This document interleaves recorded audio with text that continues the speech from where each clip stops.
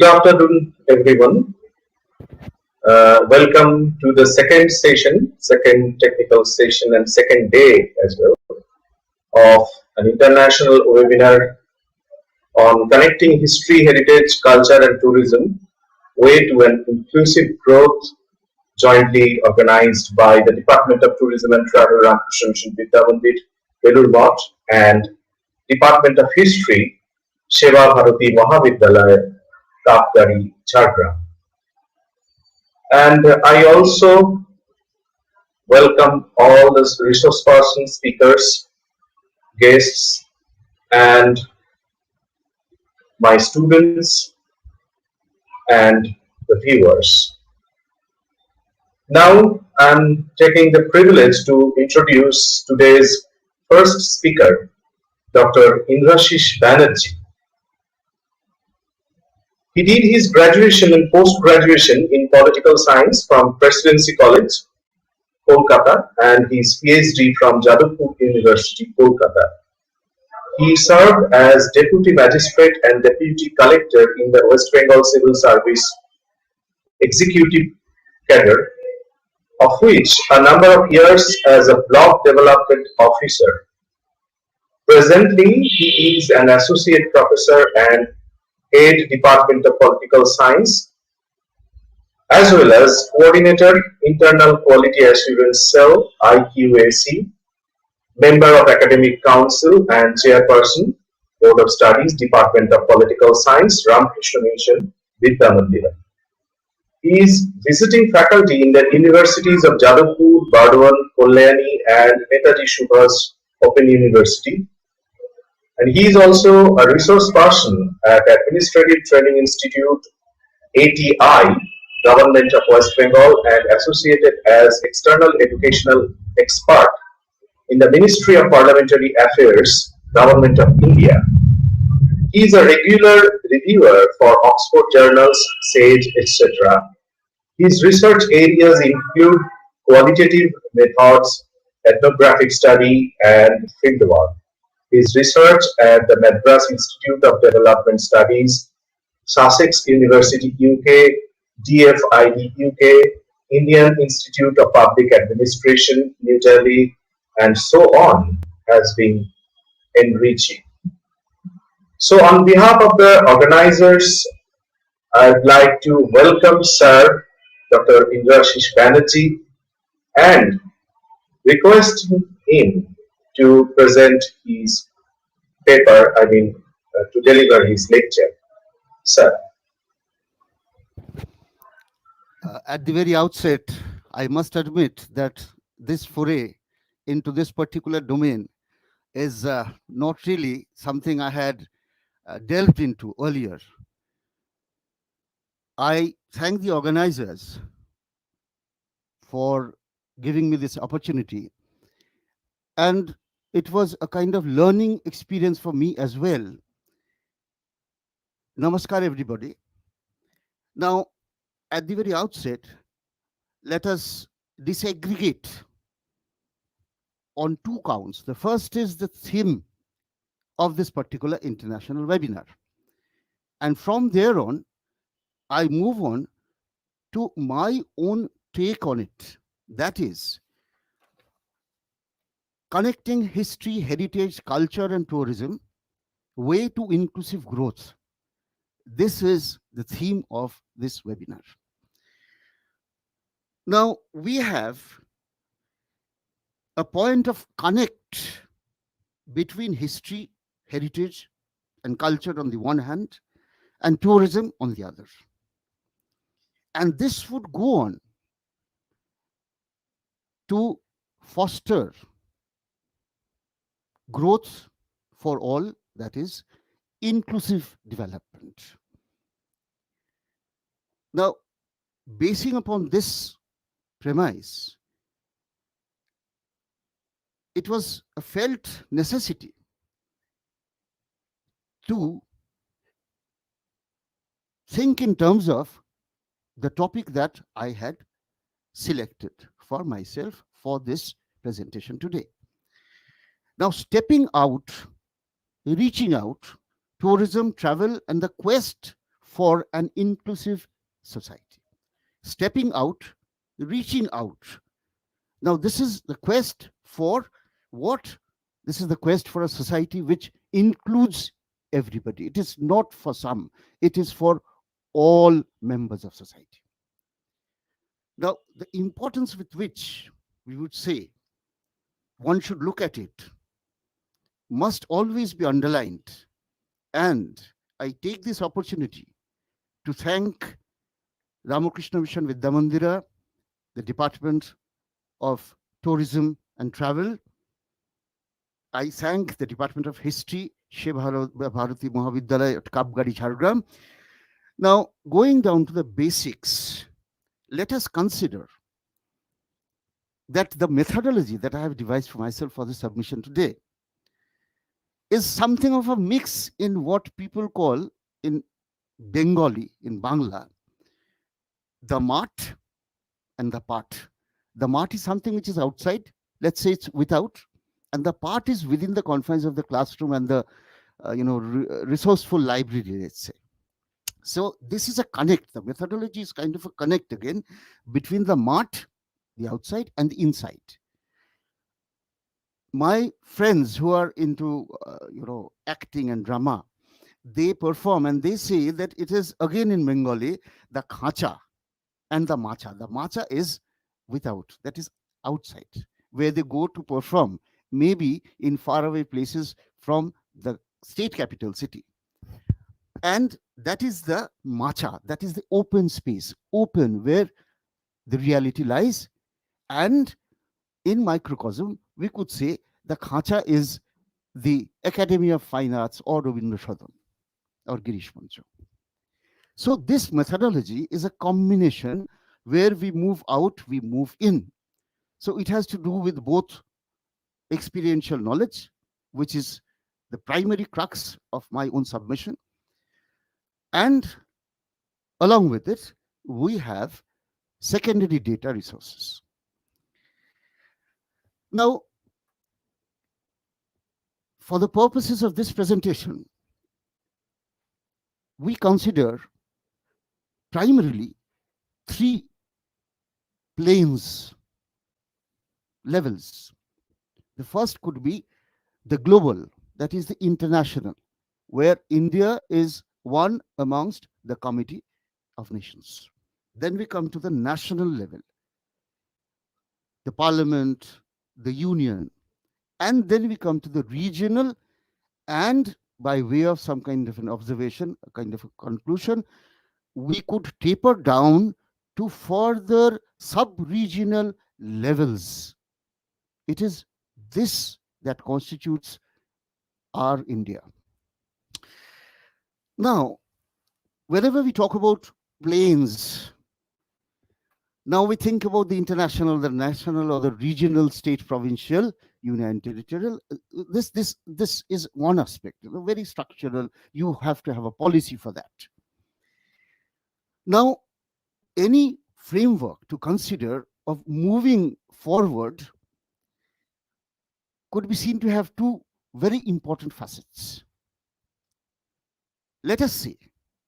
The first is what constitutes the technical part of it. Now, what is the technical part of it and what is the non-technical part of it? Well, the technical part of it first. Now, many years ago, there was a gentleman, a French person. He was an engineer by profession, and this person headed as the chief executive a very large coal and steel combine between 1888 and 1918. Now, he was trying to devise certain principles of management and administration. How could things move forward?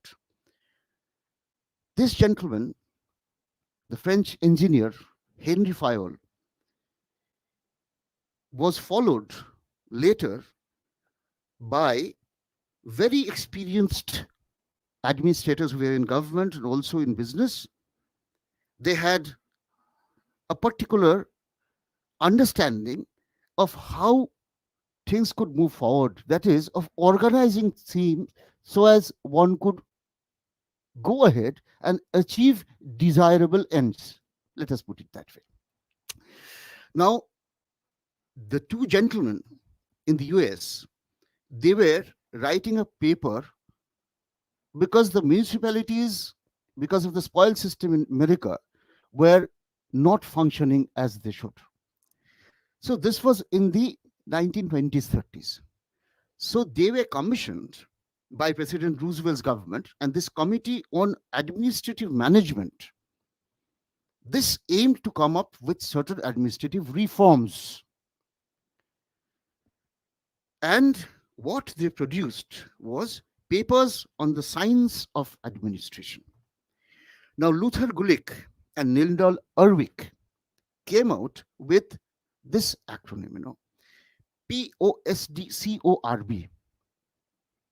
As a student of public administration, where we have a very large section where management administration go hand in hand, these principles are basic for any organization to move forward with its goals. So POSDCORB constitute planning, organizing, staffing, then directing, coordinating, reporting, budgeting. Keeping this in mind, at all the levels that we are trying to delve into, the international, the national, and the regional, and then the sub-regional levels, we go on to first the international level. But before that, we spelt out that there could be two very important facets to this understanding of how to move on. Now, the first one, as we said, is, let's say, technical. So the logic of the technique, this is of great importance, definitely. But the other facet is something that has to do with the inner self, that has to do with, let's say, something more innate, something to do with the ethos, something that is within. And herein, I like to present before the august audience here something that is very close to my heart, and that is the notion of inclusivity as derived from the duty boundness of the state. In the celebrated book, which I keep on quoting, Professor Mackenzie Brown, the name of the book is The White Umbrella, Indian Political Thought. This is long, from Monu to Gandhi. So this is a long trajectory that Professor Mackenzie Brown has traversed in the course of this book. And we remind ourselves that the very cover page of this book is a depiction. And my friends here, the conveners from both the institutes, are from history actually. So the fresco in a South Indian temple has been depicted here, where it shows that the sage Vashisht, he is in the coronation of Lord Rama. And the depiction in the fresco shows that the youngest brother of Rama is holding an umbrella, a canopy kind of a shade, on top of the bejeweled throne in which Lord Rama is seated.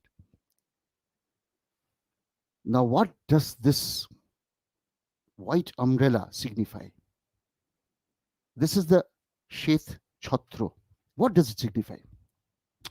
It signifies that the Raja has a Raj Dharma. And what is that? That is to include all subjects under the shade of that particular umbrella, which is all embracing. So it is the Raj Dharma to do good for all. And only then a kind of Ram Rajya where everybody is included, where inclusivity is at the core and the kernel of the understanding of what Indianness constitutes. This is the significance of that white umbrella there. So, when we talk about two aspects, one aspect is the technical part, the other is, of course, the white umbrella of inclusivity. That is the Raj Dharma. We go on with this understanding that at the three planes we have the global. Now, many years ago, on 1st November 1975, the United Nations came up with an agency for the promotion of tourism, the UN World Tourism Organization. Now, with 159 member states, associate members, etc., who are very responsible, affiliate members, it is based in the Spanish capital, Madrid. Now, on the basis of this understanding, let us see. Just a minute. We go on to understand what actually constitutes the policy framework and the thematic appreciation of what the United Nations Focus Agency on Tourism Development globally has. Now, it's simply, and I quote from the website, it promotes tourism. So, what kind of a tourism does it promote? Basically, three counts. It is a driver of economic growth.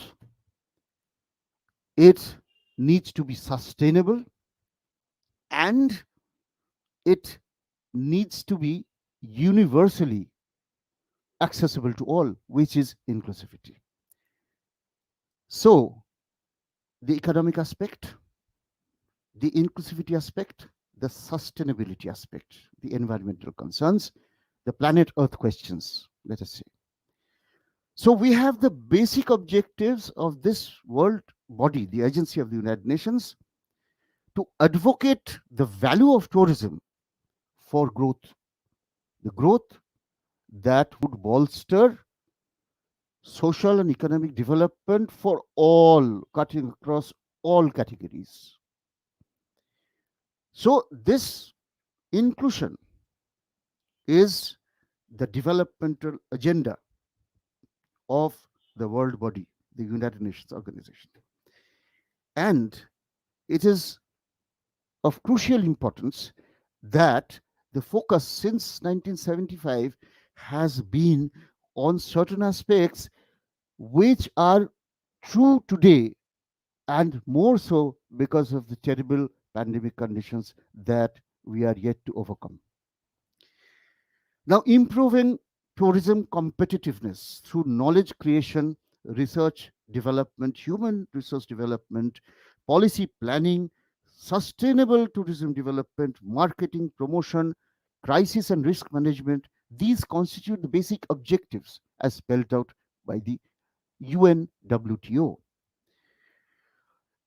Apart from that, of the 5 aspects that have been highlighted as their objectives, they have also highlighted poverty reduction, the sustainable development goals, where in a partnership building of the private, the local, the civil society members, NGOs, and the academia would hold hands together and go forward in capacity building, skill development.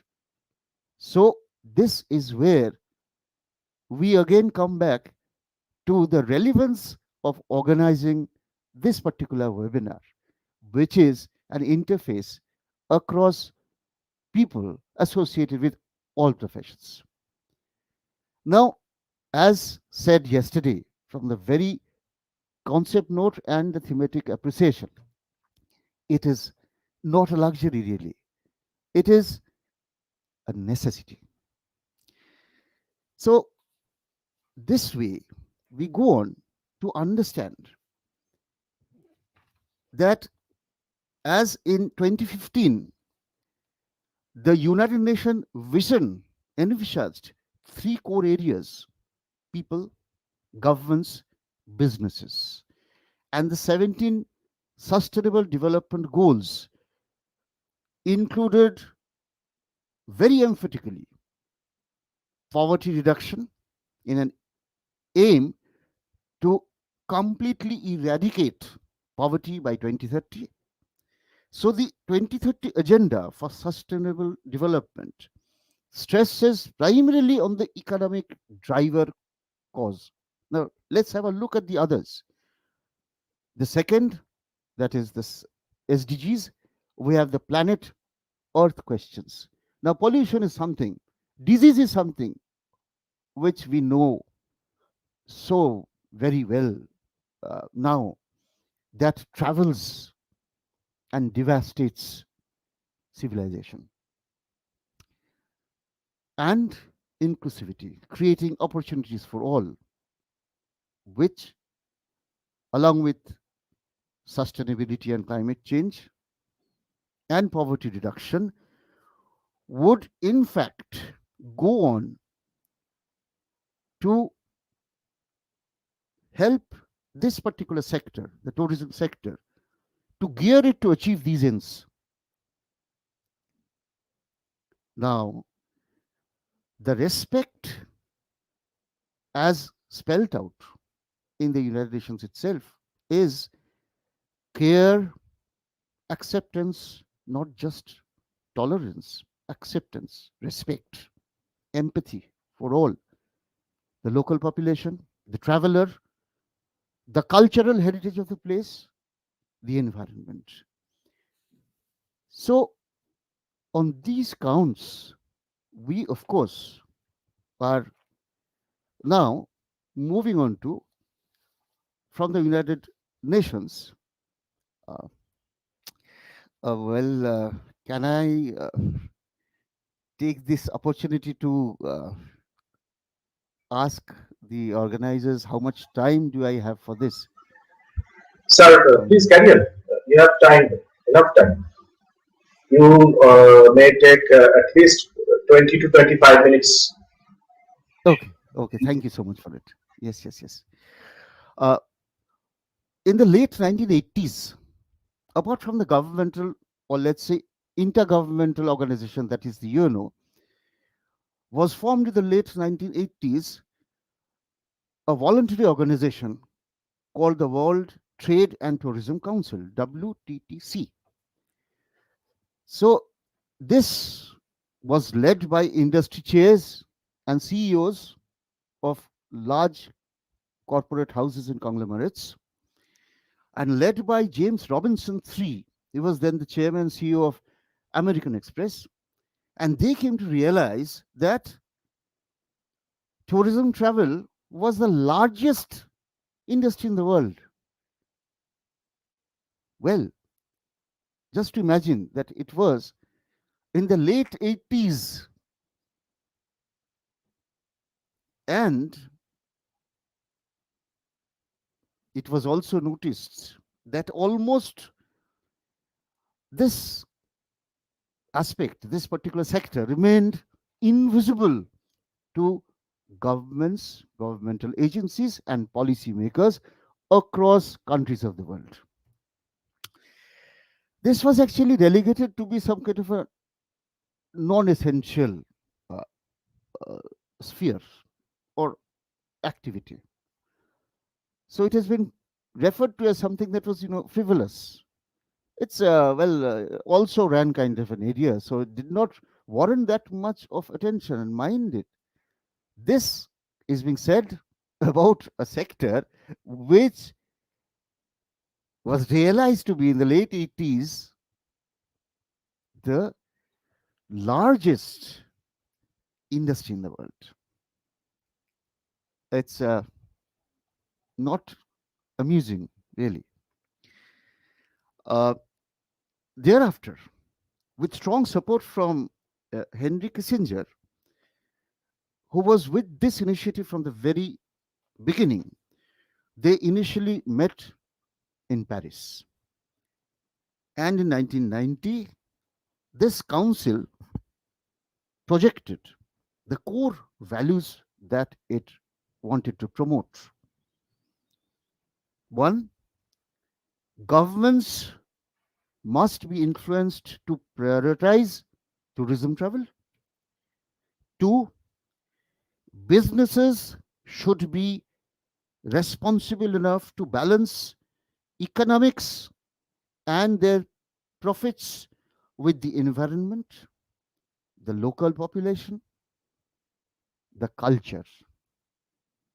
And third of the core values, shared pursuit of long term goals.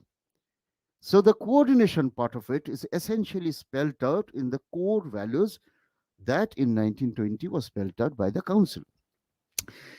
And the model could be, as reiterated earlier by the United Nations, the public private partnership model, PPP model, where all change makers would try to make tourism seamless, secure, safe, sustainable, and inclusive. Let's move on to uh, the national understanding. So, in the national context, we've seen that there has been, you know, an overlap, shared areas of focusing upon this. So, in spite of the fact that even before our independence, a committee headed by the then educational advisor to the government of India, the Queen's government, that is, uh, Sir John Sargent. Now, this gentleman came out with a report. So, we have been with it for a very long time. But independent India started its journey as a democratic country where the supremacy of the constitution was emphasized again and again. Now, as we talk, uh, this is something again which is very core to us and should be. This is the Constitution of India, not written or annotated by somebody. It has been published by the Ministry of Law and Justice, Legislative Department, Government of India. Many of my students here, my friends, colleagues know that this is the only book that I take to class when I have to say something about constitutional, India. So this is something which should be held high because this is the highest law of the land. Now, before we started on our journey, it was, for decades, for millennia, common knowledge that what constituted India was so diverse and variegated in terms of its flora, fauna, diversity of climatic zones, agro zones. It's just amazing. Vast coastlines, endless green fields, a forest in this part of the country so different from the other in maybe Kerala.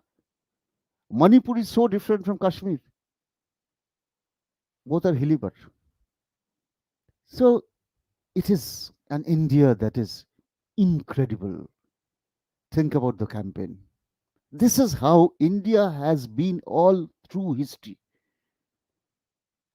I consider myself blessed to be part of this Indianness, which is actually a synonym for acceptance, a synonym for civilization that we represent. The Indian context has had national policies. Well, uh, quite a few of them.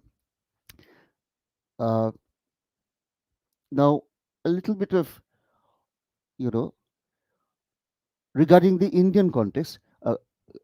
GM sir, am I visible? Yes, sir. Oh, okay. Thank you. Absolutely fine. Okay, right. Thank you. So, this is the journey that we embarked upon, and we had the estimates committee. We had this report in 1956-57, and I was going through it. It is of great importance, because it was so early in the day, and the Ministry of Transport Tourism was the name of the department then. The 34th report in 1956-57 of the Estimates Committee of the Parliament, Lok Sabha Secretariat, published in October 1956. Then again, we moved on to 1963. There was this ad hoc committee on tourism, and the report was placed there. In 1982, we had the tourism policy, and this particular tourism policy, 1982, provides a kind of framework for later courses. And this came about maybe at some kind of a nudging by the tourism council authorities after it was found. It's quite interesting to note that, because that was in the 80s itself. And look, we have the tourism policy in place 1982. After that, we had a national action plan for tourism. This was in 1992, 10 years on. And we are aware that in 1991 March, India became part of LPG, liberalization, privatization, and globalization. So the newness was in the air, and which found focus gradually in the national tourism policy in 2002. I quote Mark Twain, and here he was referring to India: the one land that all men desire to see, and having seen once, by even a glimpse, would not give the glimpse for all the shows of all the rest of the globe combined. That was Mark Twain in India. Now, our guest is our God, Atithi Deva Bhava. It has been succinctly said, and I quote: India is a journey of mind and soul. It is a journey of the five senses. It is a journey of self discovery. It is a journey of self fulfillment. So, the 2002 policy document was followed later on by so many other issues: 2018 capacity building, and we've had quite a lot of literature on this. From this aspect, we go on to 2021, the national situation or take on a newness of policy towards tourism and travel. So in March 2021, in the Rajya Sabha, the then Minister Prahlad Patel, so he was pointing out that despite COVID, the aim was to propel this sector by 2024 to be of one of the topmost priority areas of the Indian government. Now, development of medical tourism, religious tourism, new destinations, etc. This was proposed in February 2021 by the center to the states and union territories. And the Honorable Minister went on to say, and I quote, I believe in the people on the culture and traditions, belief and leadership. The people, their culture, their tradition, their belief, their leadership. coming from the Honorable Minister. And it was pointed out that there were 3772 registered monuments and over 10,000 small and big temples before the Christian era began in South India itself. And this has to be highlighted. So when people were talking in terms of tourist circuits, freedom movement tourist circuits, and in August 2021, the Honorable Minister Union G. Kishan Reddy is saying that not just reviving, but making this sector the major driver for reviving the economy itself post-COVID,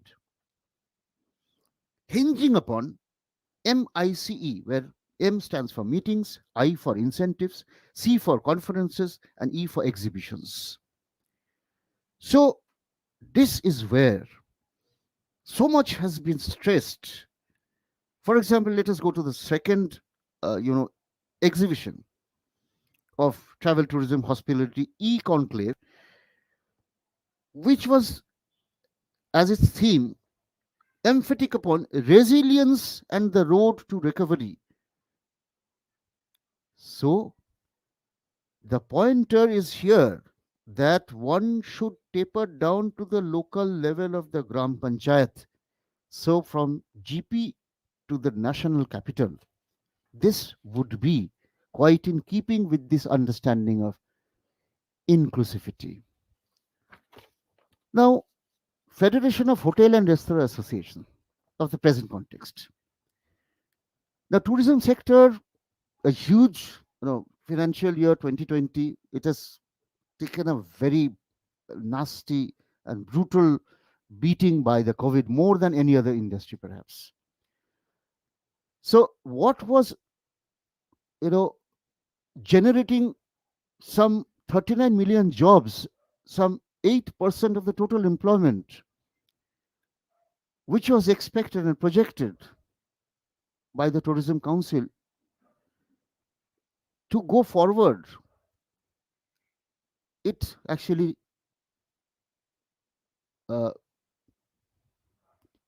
has been really crippled.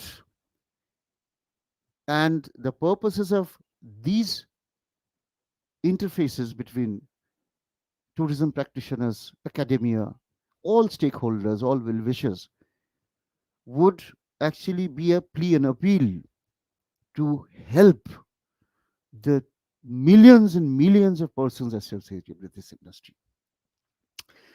Now, in July 2021, the Indian Tourism and Hospitality Industry report says that the market size of India is just huge. India has great advantages, as we said. There's a great Indian middle class like me. Over the past 2 years, I did not travel anywhere. It was not possible to a very large extent. And I am also contributing directly to the closure of an industry which is one of the largest of all industries in the country and the world. But I fear for my life, and once the vaccine is inside, I look forward to going out. But meanwhile, rather than travel to faraway destinations, I will come to this point later in my conclusion. It is important to look at, the silver dewdrop dancing in the breeze on a sheath of a rice plant. This is a very bad English translation that I summarily made of Tagore's writing, in Satyajit Ray's autograph book. Right? একটি ধানের শীষের ওপর একটি শিশির বিন্দু, which is the same philosophy of Lalon Fakir, the philosopher who largely influenced Tagore.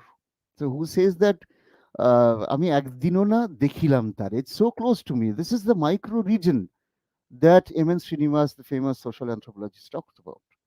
We do not know what is there across the road, but I cross it every day.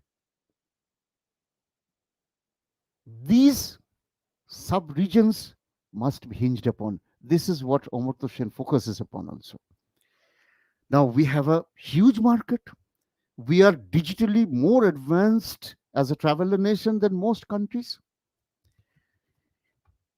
So we have a number of FTA, that is foreign tourist arrival.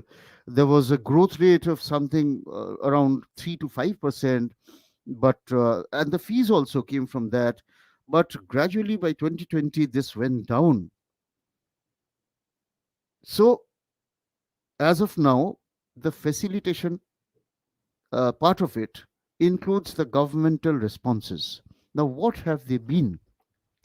How are they contributing directly? Now, if we think about the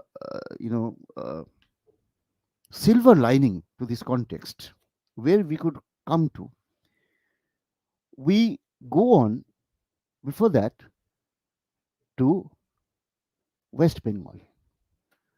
Now, West Bengal is not a very large state, but it houses diversity of population, of geographic areas, from the Himalayas to the Brighton of the East. That was Digha, for the Englishman who discovered Digha the first time.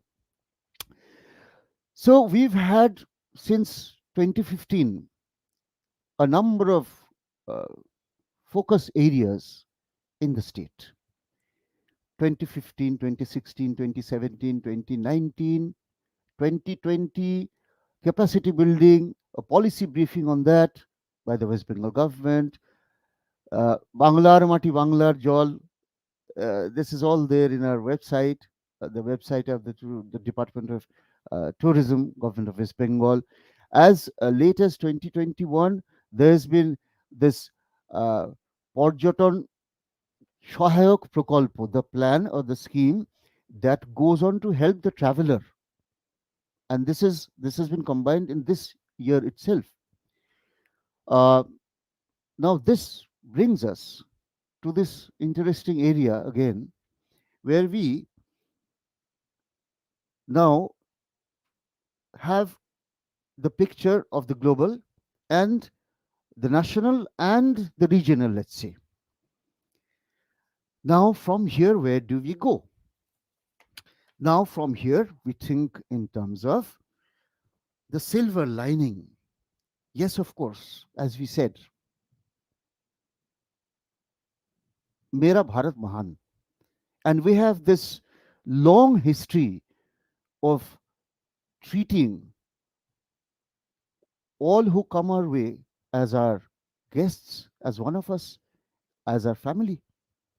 So, in consonance with this practice and this embeddedness that is at the core of every Indian, I am convinced that there lies, of course, every possibility to turn around.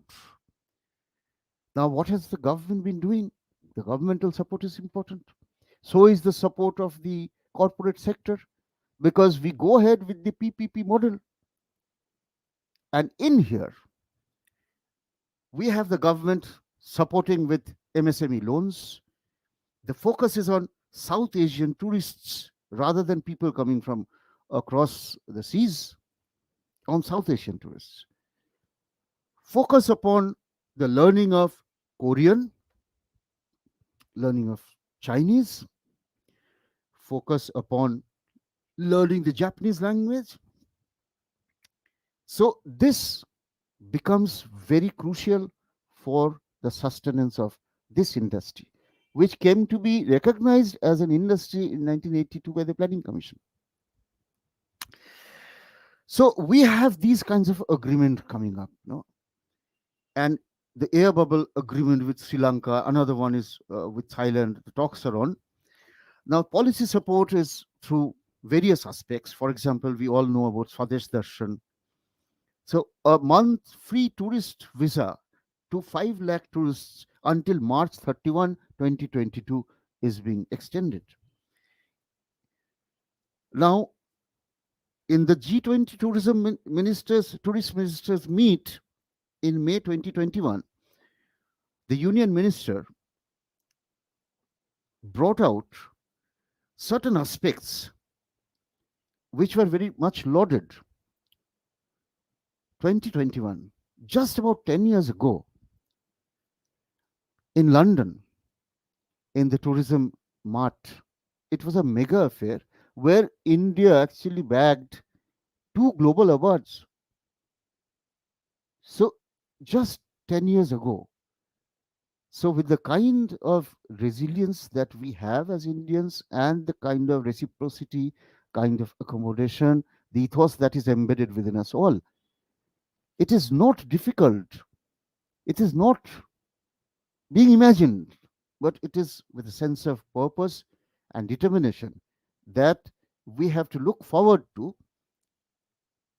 The minister was saying that along the coastline, there could be 71 lighthouses. These are quite new. The understanding that yes, the sector is important. The Ministry of Road Transport and Highways introduced a new scheme, All India Tourist Vehicles Association and Permit Rules 2021, by virtue of which a tourist, a tourist vehicle, the operator can register online for an All India permit, and this would be issued within 30 days of the application. This, of course, is something that we look forward to. In February 2021, the Ministry of Tourism collaborated with Eastern Himalayas Travel and Tour Operator Association. They were the resource partners, and the School of Management, IIAS, they were the knowledge partners. They organized an incredible India mega homestay development and training workshop where 725 homestay owners participated. They were mostly from Darjeeling, Kalimpong, and the Duars of West Bengal. They were trained in sales, in marketing, in behavioral skills, etc. Yes, we look forward to an international hub for winter sports and adventure tourism in Kargil. Indeed, the Indian Railway Catering and Tourism Corporation, IRCTC, it runs a series of Bharat Darshan tourist trains. We also have the Maharaja Express. Think about the webinar series, Dekho Apna Desh, promoting tourism by the government. 2021, 26 January. Now, the Zoological Park, Balasaheb Thackeray, this is an international zoo in Nagpur, which came up in 564 hectares of lush greenery. And this is supposed to be the largest in India. So, in the Northeast, these are areas which have been given importance. So, this is what constitutes, I guess, the turning point for the travel tourism sectors. Right. Now, for the Northeast also, this is kind of an opportunity that comes our way. Now, I just go a little towards the conclusion because yes, I think we should go for the conclusion now. Now, let us refer to yes, some 5-6 minutes. Okay, sir. Yeah, please. Now, I found something very interesting. I was just looking up the Parliament questions. So we have a number of them. So I just picked up something that is very relevant now. That is vaccine tourism. The other is tourism hub, and the third is rural tourism, which is actually what I want to emphasize. Now, over the vaccine tourism in the Lok Sabha, this was the start question 286, which was answered in 9/8/2021. It was posed by Aparajita Saringi. So the lady is asking, will the Minister of Tourism be pleased to state the number of Indians who have opted for travel abroad for vaccine tourism, along with the kind of vaccines they're taken? So the minister answers, MEA has informed that since the purpose of travel abroad are not compulsorily disclosed, there is no information available on the number of Indian citizens who traveled abroad for vaccination. Now, about tourism hub, Professor Shogoto Rai, 3341 unstart question, answered on the same date. talking about tourism hub, the minister answers that tourism is primarily the repository and responsibility of states and union territories. The ministry, under Swadesh Darshan scheme, has come up with 15 circuits, and also with Prasad. Prasad is what? Pilgrimage, rejuvenation, and spiritual heritage and augmentation drive. So a total of 37 schemes across states under Prasad, and in West Bengal, the development of Belur Mott, Belur and Belur Mott. This was sanctioned in 2016-17, and rupees 30.03 crores has been earmarked for the development of my workplace and its surroundings. Uh, so tourism hub is a big aspect which has come up and is coming up gradually. And to say this, in West Bengal we have the development of under Swadesh Darshan, the beach circuit of Udaipur, Digha, Shankarpur, Mandarmoni, Tajpur, Fezerganj, Bokhali, Henry Island for 85.39 crore rupees. So these had been delineated: coastal circuit, Buddhist circuit, Northeast circuit, wildlife circuit, heritage circuit, Tirthanka, spiritual, rural, tribal, Krishna, Himalayas, eco, wildlife, desert, and Ramayana circuit. The 15 circuits. You know. And finally, when I come to this last aspect of mine, this is well, rural tourism. The question arose, and uh, this rural tourism is 3430 start question asked by Srimati Queen Ojha, answered on the same day. And it is said her question is about what has been done about rural tourism. So, rural tourism, the minister, honorable minister answers, is very much considered a niche tourism area, and Swadesh Darshan scheme tries to integrate development of the theme-based tourist circuits. So this is called the rural circuit as one of the 15 thematic ones in consultation with the state governments. Uh, so because of which we have had as an example on 2018-19 the Kerala development of Malabar Cruise Tourism Project for 80.37 crore rupees. A national strategy and roadmap for development of rural tourism in India, an initiative towards Atmanirbhar Bharat. This has been emphasized again and again.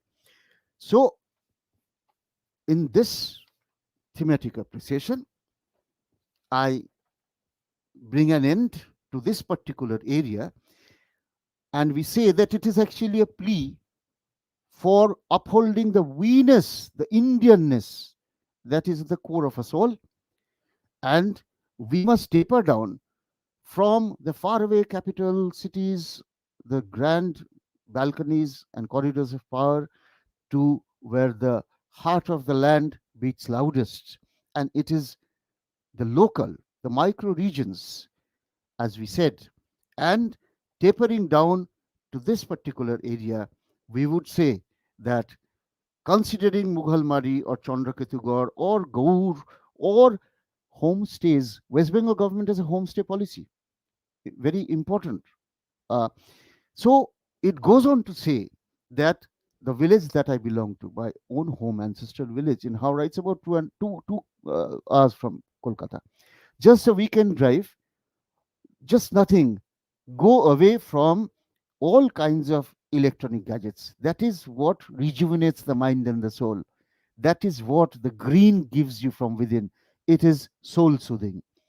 Homestays are the primary focus of the tourism, uh,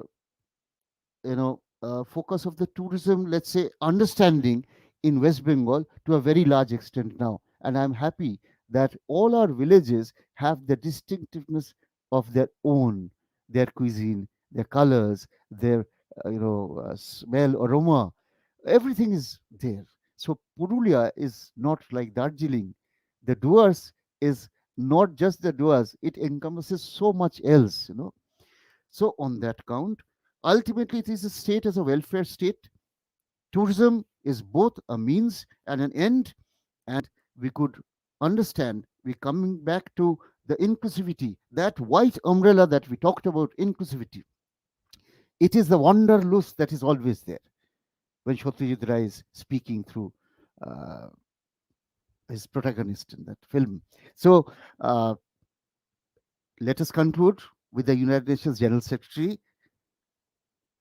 Tourism is itself one of the wonders of the world. Let us celebrate tourism. In the very near future, in the constitutional mandates, we would have it in the concurrent list. It is almost through because the Parliamentary Standing Committee has recommended it very forcefully. And the finance government has been urged and forcefully requested to go ahead with building bridges across sectors so that the tourism industry is embedded into the scheme of development of the nation and nation building. Thank you so much for your patience. I have been speaking for a very long time. Thank you, organizers. Thank you, sir.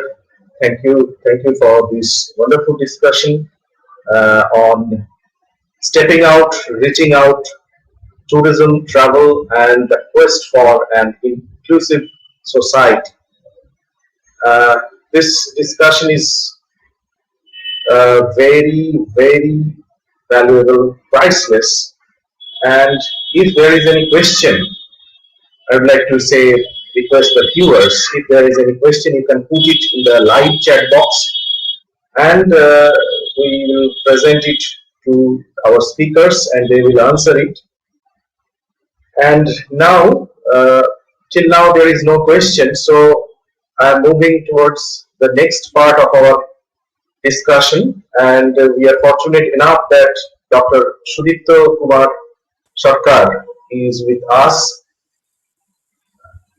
Dr. Sarkar is a senior lecturer in tourism management, Anglia Ruskin University, Cambridge, UK.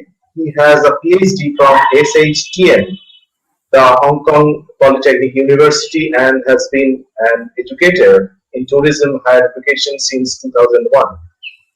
His experience involves teaching and scholarly activities in the countries of India, Malaysia, Hong Kong, SAR, China, South Korea, and currently UK.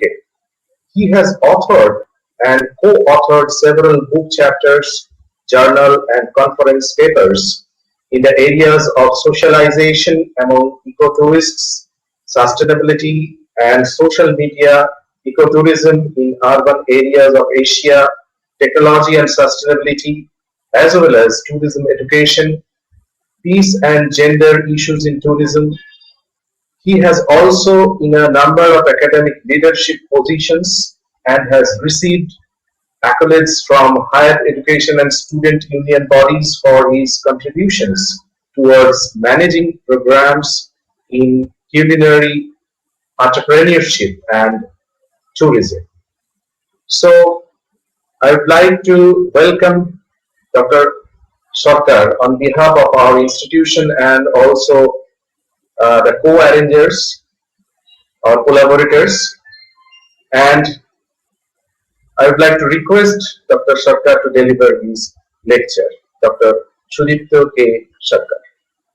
Sir. Thank you very much for the invitation and for allowing me to share a few words about the topic today. And it's been a privilege for me. So today's topic, which I had shared with you earlier, is about interpretation and dissonance in heritage tourism, and what does it have to do with inclusive tourism. So I'm going to share the slides. Of course, it looks a bit like PowerPoint slides, which we use for our lectures, but I'll make sure that it doesn't sound like a lecture, more like a discussion, and hopefully some interactions towards the end of this of my session. So I'm going to share the slide in a moment.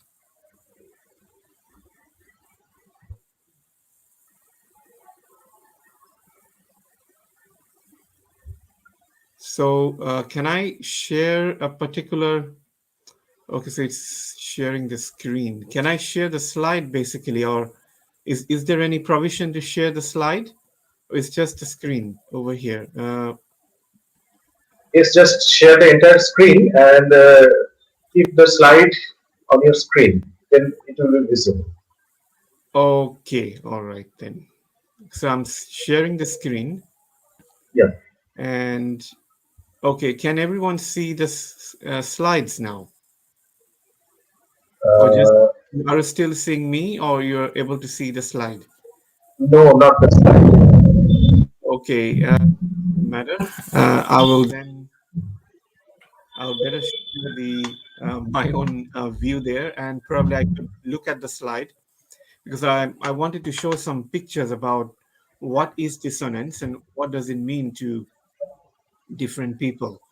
So that's the reason why it was probably better to show the slides. Anyways, I can just read out or just explain a bit from the slides. So today, what I'm going to basically talk about is what is dissonance in heritage, and what does it mean in terms of heritage tourism. Uh, Audience, when we are gazing as an audience, and how we engage ourselves as an audience in a heritage tourism destination. Uh, how does the aspect of dissonance come in? And recently, certain events has also had implications for dissonance in heritage sites. So what we basically mean by dissonance is uh, the conflict between who the heritage belongs.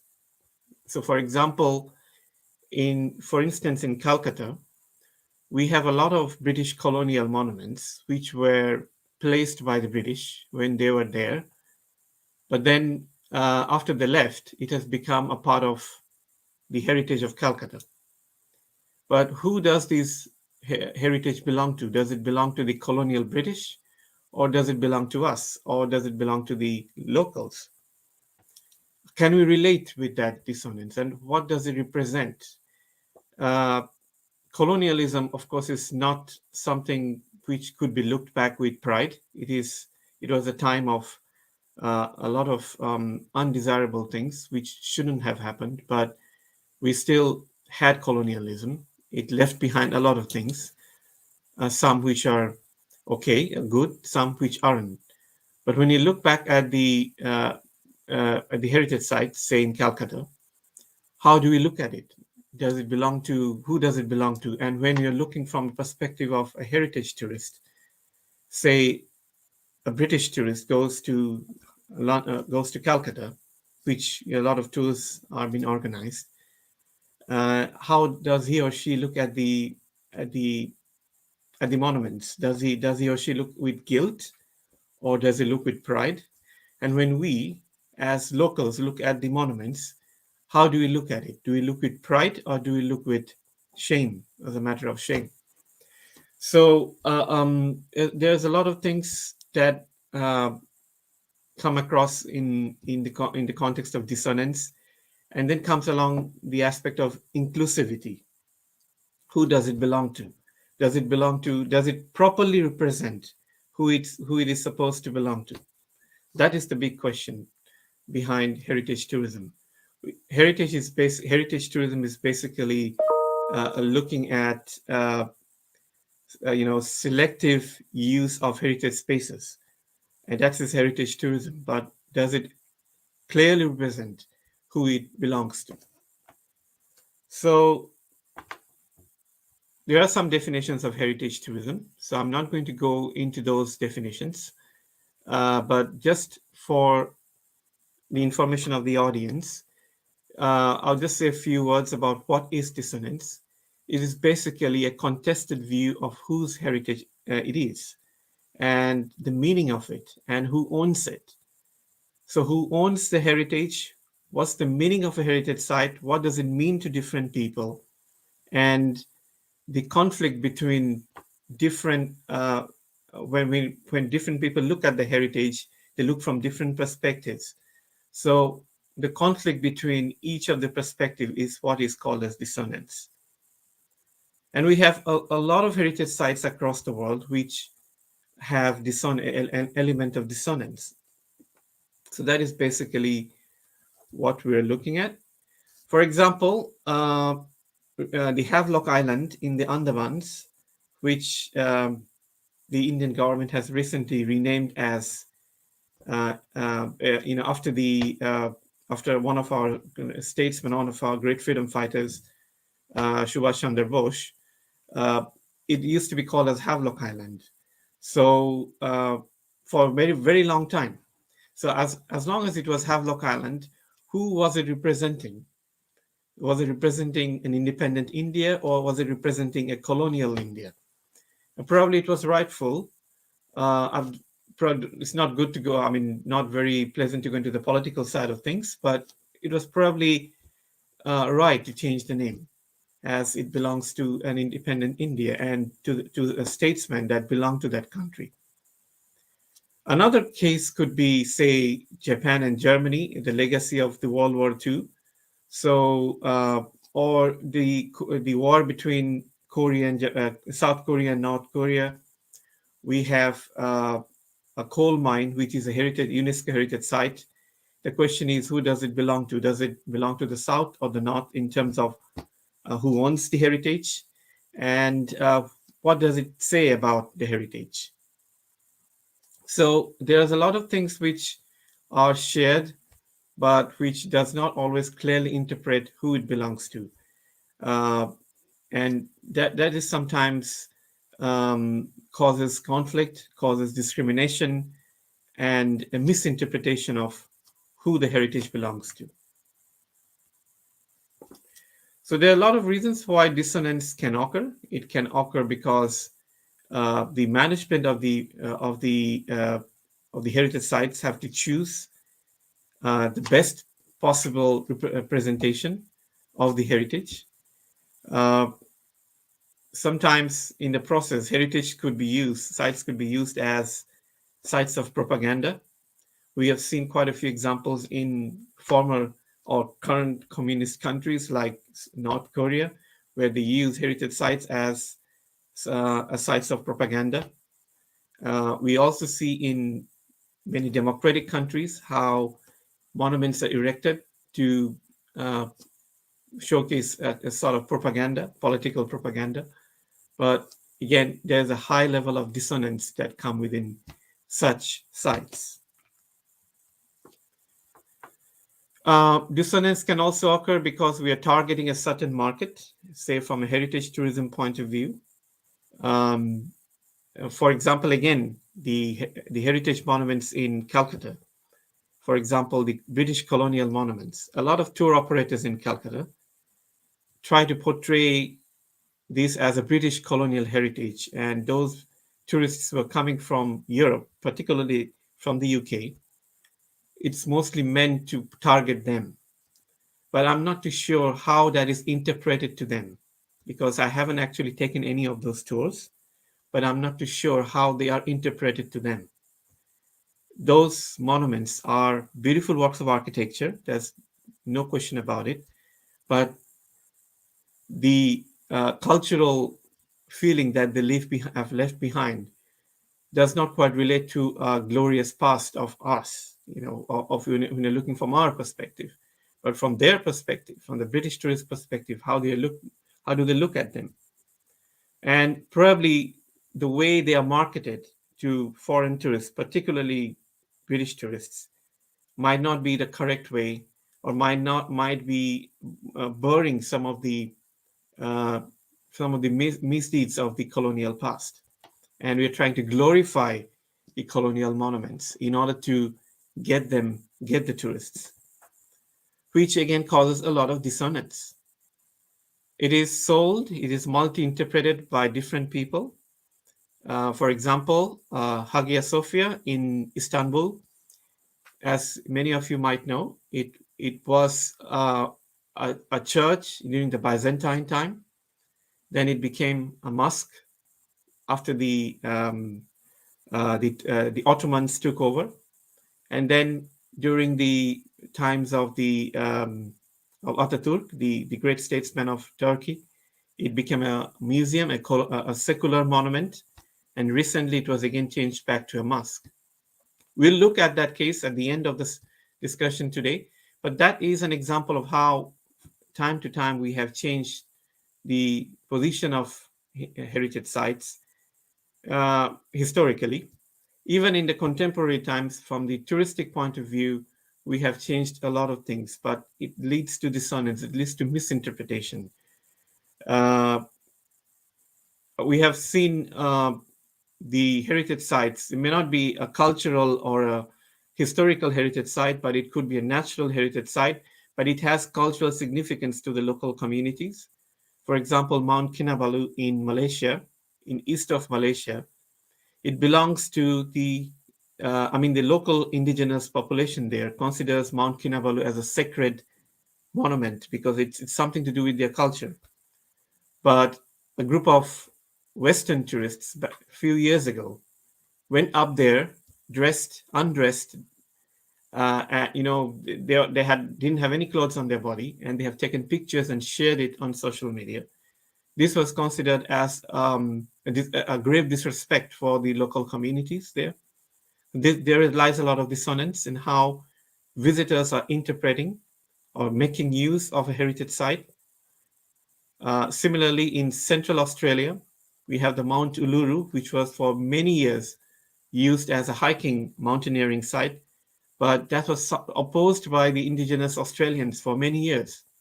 And recently, about a couple of years ago, that the government of Australia stopped anyone going up hiking in that mountain because it's considered as a sacred site for the local communities.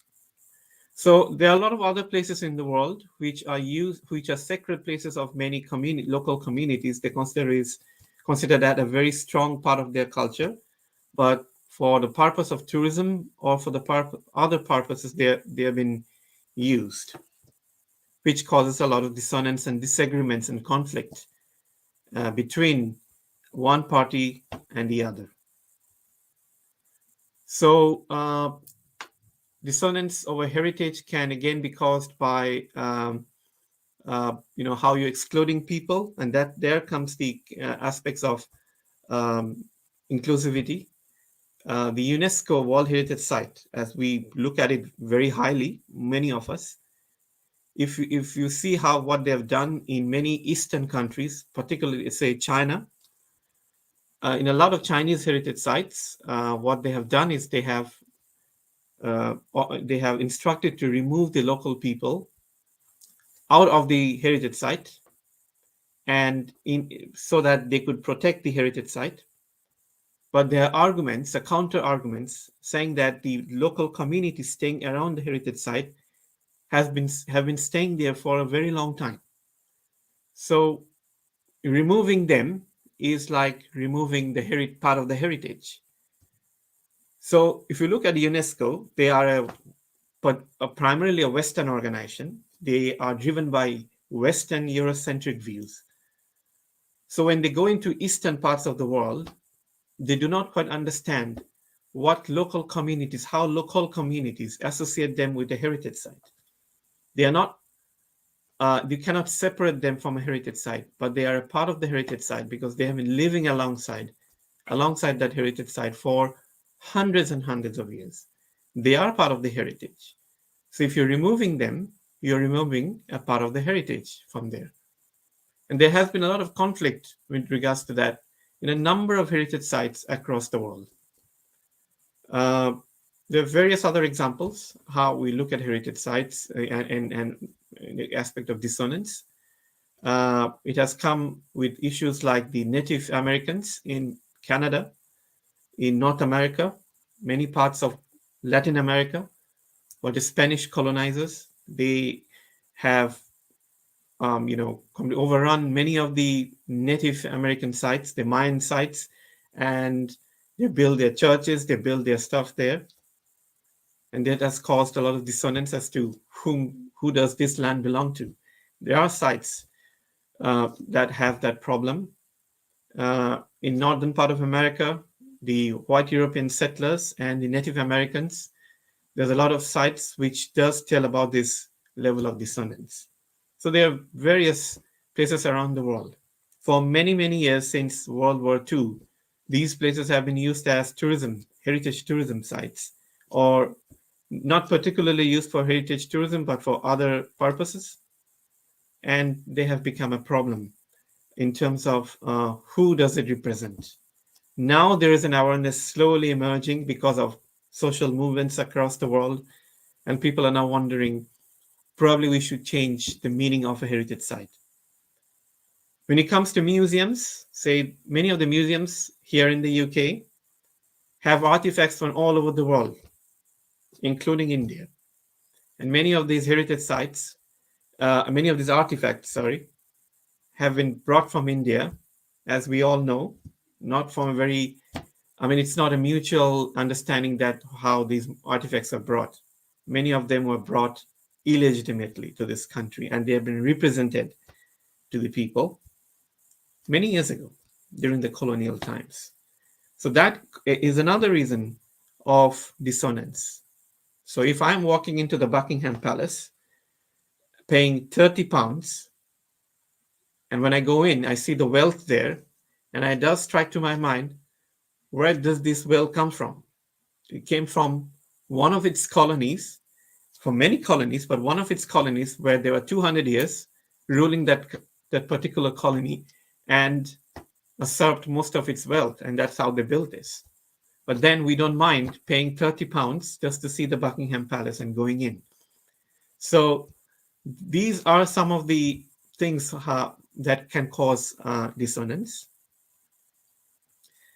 And, there are various other examples across the world. I'm not going to go through all of them because what we need to focus here is dissonance can have implications in terms of politics, class, ethnicity, and even gender. And these issues are becoming important even in tourism. Tourism is not just about promotion, it's not just about developing sites. It's also about how socially inclusive we are, socially and economically inclusive we are, whether we are not misrepresenting a community, whether we are not dehumanizing a community, whether we are properly representing a community, telling the truth to the world that this is what happened to this here, and this is what how we should probably looking at the monument. We cannot look at Auschwitz, which is a Nazi concentration camp in Poland, where a number of Jews were massacred. When you go there as dark tourists, we should know why we are there. We are there to commemorate a historical past which we should not be proud about. We should look at it as a reminder of that we should not resort to such incidents in the future. So these are kind of things how, dissonance, we need to understand as what is dissonance, how dissonance can occur, and address the dissonance at heritage sites so that we are representing the best to the tourists. So it's not about political correctness, but it's also about making tourists see things in a more inclusive way, rather than just being passive viewers. So much of the heritage, they are about power. Whoever is in power, not just politically in power, but culturally in power, it represents them. So a lot of Buddhist sites in India, we do not know whether they were Buddhist sites or they were Hindu sites, but many of these such sites are probably promoted as Hindu sites. So of course you could challenge that, you could debate on that, you could contest that, but there are publications that tell that a lot of Buddhist sites are somewhat represented as Hindu sites. And of course we know when the Islamic civilization came in, invasion came in, there are a lot of Hindu sites were again used for their purposes. So, removal of indigenous people's artifacts from ethnographic museums to present ways that colonizers want to look at it. If you come to many former colonies like France, UK, Spain, and you could go to their museums, you could see artifacts that represent the colonized world's stuff, which you would be confused what they are representing. Are they representing the artifacts from their view, former colonial view, or are they representing the artifacts from a modernist view, from the contemporary view? So this is something which is, of course, tourists will not look very deeply into that, but it does occur to some people, some tourists, as to who is it representing. Even here in London, just an hour from here, we there are various museums, world famous museums, but if you go into those museums, you'll find similar sense of dissonance. So I've talked about the Mount Uluru, and then there is another place called Mauna Kea. Mauna Kea is in Hawaii. It's not particularly used for tourists, but it's used also as an observatory of one of the astronomical sites by NASA. But Mauna Kea is also a sacred site of the indigenous people of Hawaii. So there has been a conflict with that. But so far, the indigenous people of Hawaii is, they haven't resisted that much as the indigenous in Australia, or in, say, the example of East Malaysia in Borneo. So these are reasons, why we should relook into such sites and properly try to represent it to tourists. If it cannot be used for tourism, it probably has to. Just like Mount Uluru used to be a popular tourist site, it is still a popular tourist site. But what people could do before is that they could climb up the hill, but they cannot do that anymore. But you can go near the hill, you can have a look at it from a distance, but you cannot climb up the hill. So even now, many of the mainstream Australians are not happy about it, even though generally they have accepted that this cannot be used anymore for tourism because it's disrespecting the local heritage. But there are lobbyists that are still trying to reverse the verdict of the Australian government and the authorities that let that be used for mountaineering. A lot of implications for dissonance. Some people in a group or place may not want certain things. There might be conflicts, even linked to violence, which we do not see too much, but there could be. The conflict between the rest of the UK and Northern Ireland is an example of dissonance. We have seen dissonance in many former Soviet Union colonies. Soviet Union captured most of the East Europe from after in the 1920s and 30s, especially after the Second World War. There's a country called Lithuania, which is independent now, but there are a lot of monuments there that showcase the Soviet era. And of course, those countries were forcibly taken. As we know, those are called the Iron Curtain, the whole of East Europe, and the Soviet Union had more of a dictatorial influence on the whole of East Europe. So there are a lot of countries, not just Lithuania, where you find parks and colonial sites, heritage sites that the Soviets built to commemorate the greatness of the Soviet Union. But now, after the fall of the Soviet Union, many of them are still there, and they're in total conflict with what the locals think, because they know what they have gone through when they were under the Soviet Union, and they do not want to go back there. There were repressions, there were killings, there were deportations by the Soviet regime. So something that we probably haven't heard in India, because we always given the good picture of Soviet Union in the old days. But Soviet Union was a country which was responsible for carrying out all these things, especially outside the actual Soviet Union. So that's an example. And some of the parks in Soviet Union, the heritage parks, still glorify Soviet Union, which locals consider it highly controversial. They are opposed to such glorifications. And there is a park called Grutas Park in Lithuania, which has that problem of dissonance. Then finally, I'm not going to stretch the discussion too long because there are various examples all over the world. We can keep on talking, keep on discussing on that. But the main example that I wanted to focus today is the case of Hagia Sophia, which is in Istanbul, in Turkey. As I said earlier, uh, Hagia Sophia was a church for 1,000 years, and it was converted to a mosque in 1453, and then a museum in 1934. And recently, on the 20th of July last year, in the middle of the pandemic, it was reconverted into a mosque again. So for 1,000 years, it was a church under the Byzantine Empire. Then under the Ottomans, it was converted into a mosque.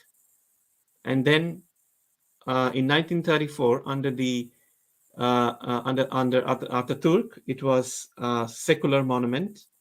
It continued like that as a museum for until 2020. And in 2020, the current leader of Turkey, Erdogan, changed it back into a mosque. This led to a lot of disagreements, not just from international community, but also within Turkey.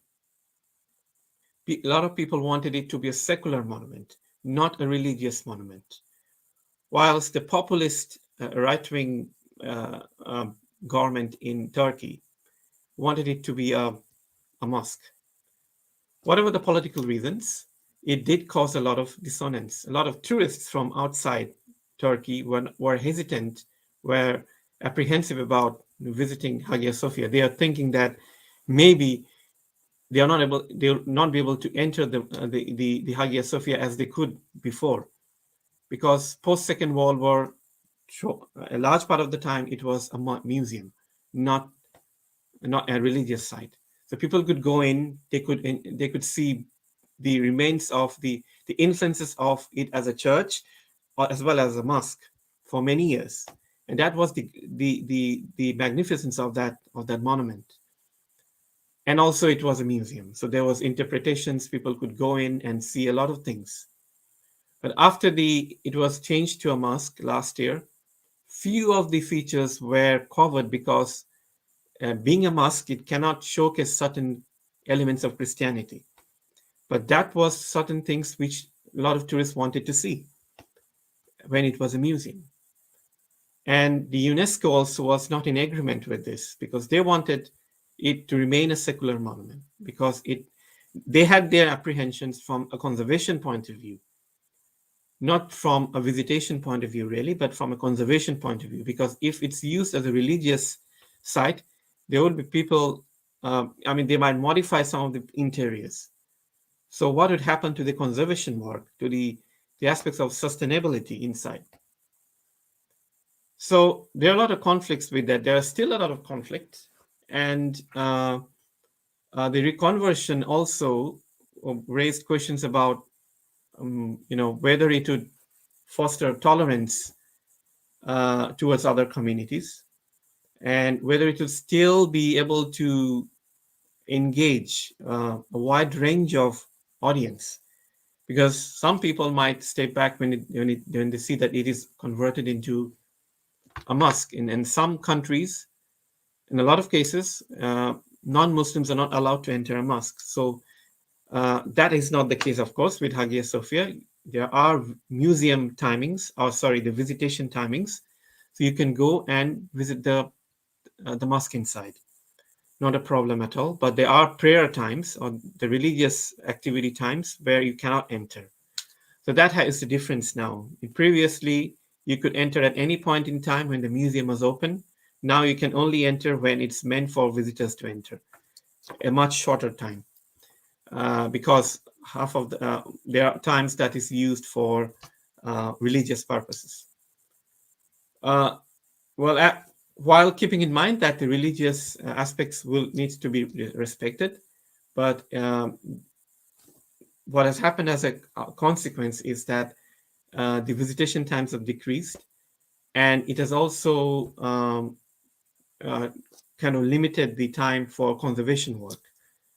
Even though the management or the current management of the Hagia Sophia says that it is open to visitors, it has given enough time for UNESCO to work and maintain the monument.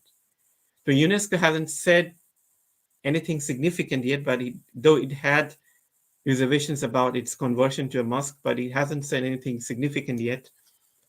But it kind of seems that it is in an okay situation, and of course the pandemic has deviated people's attention. But in the due course of time, we'll see how the reconversion of Hagia Sophia into a mosque will mean to heritage conservation and consumption by tourists and visitors. Because for locals, for people from that community, it is not a problem, it is a matter of pride. But for people from other communities who went to Hagia Sophia from different cultural perspectives, might look at it differently. And they might not look at it the way they were looking at it previously, when it was a secular monument like a museum. Sorry. So these are, examples of dissonance, and this year's the United Nations World Tourism Organization's message is inclusive tourism. So when you're talking about inclusive tourism, we have to see the perspectives of different people. We cannot represent a heritage site that only is targeting one particular audience, just for the marketing purposes or just to allure the tourists.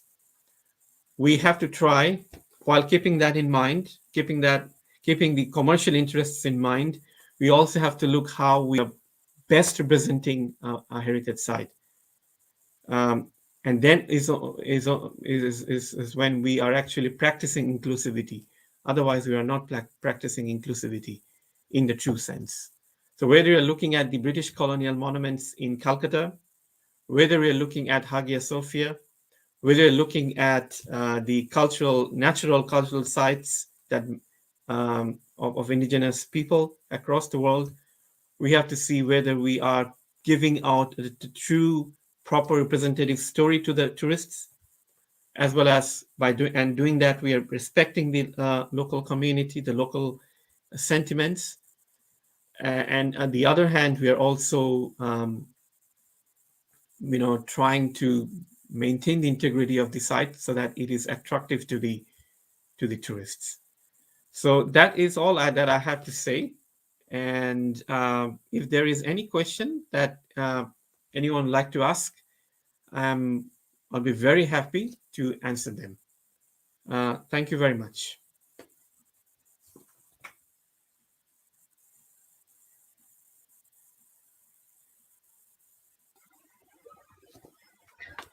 Thank you, Professor Shankar. Till now, we don't have any question from the audience, but it's a wonderful discussion and amazing experience for us, because I would like to thank Professor Shankar for throwing light in a quite unexplored zone of our discussion, and implications for inclusivity from a different perspective of dissonance. Thank you very much. My pleasure. And there is a question from the audience, so we are moving towards the next session. And Professor Das is now with us. Professor Dilip Kumar Das. He is currently working as an associate professor and head in the Department of Tourism Management, the University of Bardhaman, from 13 June 2005 onwards. And he has been awarded PhD in the year 2008 in tourism from Utkal University, Bhubaneswar, Odisha, on the topic Economic, Socio-Cultural and Environmental Impact of Tourism, a case study on Puri, Konark and Bhubaneswar. He has completed Masters in Tourism Management, MTM, from IGNOU, and also 2 times qualified UGC NET, National Eligibility Test for Lecturership, in December 2003 and in 2004. He has completed Master degree in Economics from Ravenshaw University, Cuttack, Odisha, and also completed Diploma in Tourism Management from IITTM, Bhubaneswar, Odisha. He has attended and presented papers in more than 40 national and international conferences and have written 5 books in his credit. His areas of research interest are ecotourism, tourism impact studies, and travel agency and tour operation management. On behalf of the Department of Tourism and Travel, Ramakrishna Mission Vidyamandira, and our co-organizer, Department of History, Seva, Bharati, Mahavidyalaya, I'd like to welcome Dr. Das, and I'd like to request him to deliver his lecture on promoting cultural and heritage tourism in West Bengal, issues and challenges. So, Dr. Das. Thank you very much, sir, for your nice introduction. In fact, since we are running short of time, so, sir, is it audible? Perfectly, sir. Carry on, please. Okay, sir, without spending much of time, I will directly come to the topic of discussion for this international webinar. So, first of all, I would like to thank Ramakrishna Mission Vidyalaya, Belur. I would also like to thank Department of History, Seva Bharati Mahavidyalaya, for giving me this nice opportunity to share my views on cultural and heritage tourism of West Bengal. From the very beginning, sir, I would like to say that basically I am from Bhubaneswar, Odisha. So I am attempting a very crucial topic, that to a different state. I am attempting a state which is known for its culture and heritage. So anything wrong from my part, I would be excused. In the last of my speech, I'll be taking the feedback on that. Today's discussion is on like the topic for the international webinar was connecting heritage, history, and culture with tourism, way to an inclusive growth. I was just listening to the previous speaker. He has given an international perspective on like how heritage and culture can be promoted in different parts of the world. But so far as my topic is concerned, promoting cultural and heritage tourism in West Bengal is concerned, since most of these audience are the students, so my perspective will be a bit different. I'll be going through the practical aspects of like how heritage and culture can be promoted in the state. When we're talking about tourism, normally this culture, heritage, religion are the backbone of this tourism. When people are thinking about tourism initially, really, like these things are coming into their mind first, that yes, they are going for any religious places, to visit any religious destination, or they are going to any visit any historical places, or they are going to any places which is famous for its heritage. But now slowly the choice has changed with the advent of different aspects of tourism development. But since you cannot ignore this part, no doubt the taste of the people have changed. But when you are talking about culture, heritage, religion, history, these are the backbone of tourism industry. And now I want to share my view screen so that we can.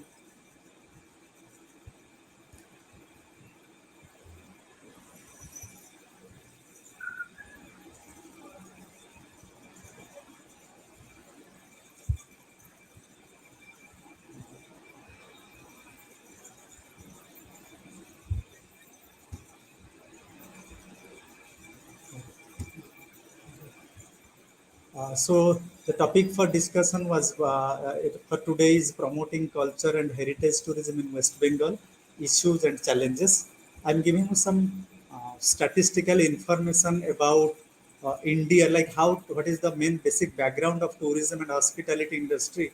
I'm considering hospitality because both tourism and hospitality are the two sides of a same coin. So tourism and hospitality industry is one of the fastest growing industry, and it is the leading foreign exchange earner in India. And being a multi-dimensional industry, its economic significance is very high for Indian economy, and West Bengal is not an exception to that, obviously. Uh, I'll be discussing on Indian context. Then slowly, my area of discussion will be confined to the issues and challenges with special reference to Eastern India, that to West Bengal in specific. If we'll go from statistical information, this Indian tourism industry has created about 87.5 million jobs with an 12.75% of total employment, and thereby contributing almost 190 billion rupees to the Indian GDP. That is the reason why we are here, because tourism is considered to be one of the largest foreign exchange earner. Side by side, the contribution to the GDP is much more bigger in comparison to the other industry. According to World Travel and Tourism Council, these are the statistics I am providing to you. Moreover, this sector recorded a 3.2% growth from 2018, and with an 10.8 million foreign tourists arriving India, and with a foreign exchange earning of US dollar 29.9 billion in 2019.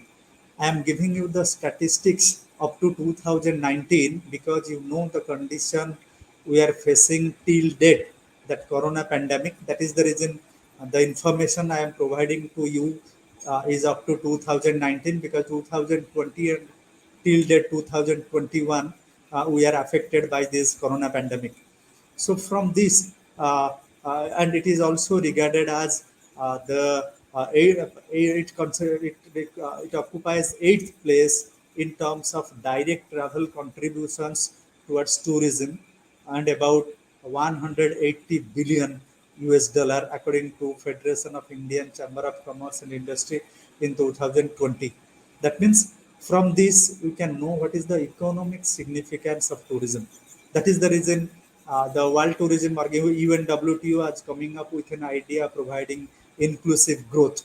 Because without the economic impact, without the economic significance, it is very difficult for the industry to be considered as one of the most dynamic industry, not only in the world but also in different several parts of the countries.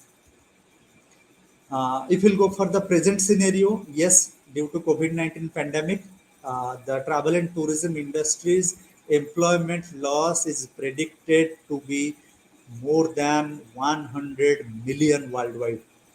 This is the statistics given by UNWTO. You can just imagine more than 100 million people lost their job because of this COVID-19 pandemic. It has been estimated that there is a drop of international tourists about 78%, causing a loss of export revenue of 1.2 trillion US dollar, and representing the largest declining in tourism job cuts, which is about 7 times the impact of September 9/11 incident. That means the corona pandemic has break, or it has affected the backbone of tourism industry. 78%, almost 80% of the tourist arrival has been dropped because of this corona pandemic. And the Indian tourism industry can be divided into three major segments. That is international, or we called it as inbound tourism. It is almost stopped. Domestic tourism, which is now slowly improving, and outbound tourism, again also it is more or less, it is almost nil till date. I think most of the flights, most of the countries, the restriction is till date is continuing.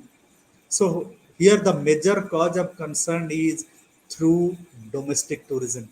Domestic tourism is considered to be like the students of travel and tourism department of Ramakrishna Mission, Vidyalaya. They must be aware that domestic tourism is now the need of the hour, because domestic tourism is like the structure of a pyramid. If you see the structure of a pyramid, the base is bit strong.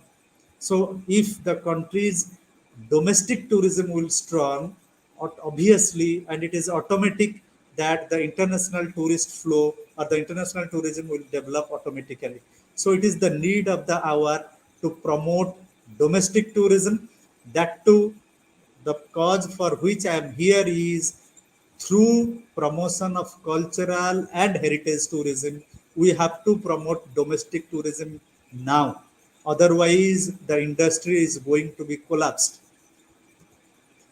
Travel tourism industry, which includes airlines, hotels, restaurants, has shrunk by almost 50% in 2020, and now slowly the figure is now improving for last 1 month onwards, which would mean a significant loss to job and revenue. And according to International Air Transport Association (IATA), the airlines only worldwide incur a loss of 84 billion US dollar in 2020. Because when we are talking about international tourism, whether it is inbound or outbound, airlines play a very important role for promotion and development of international tourism.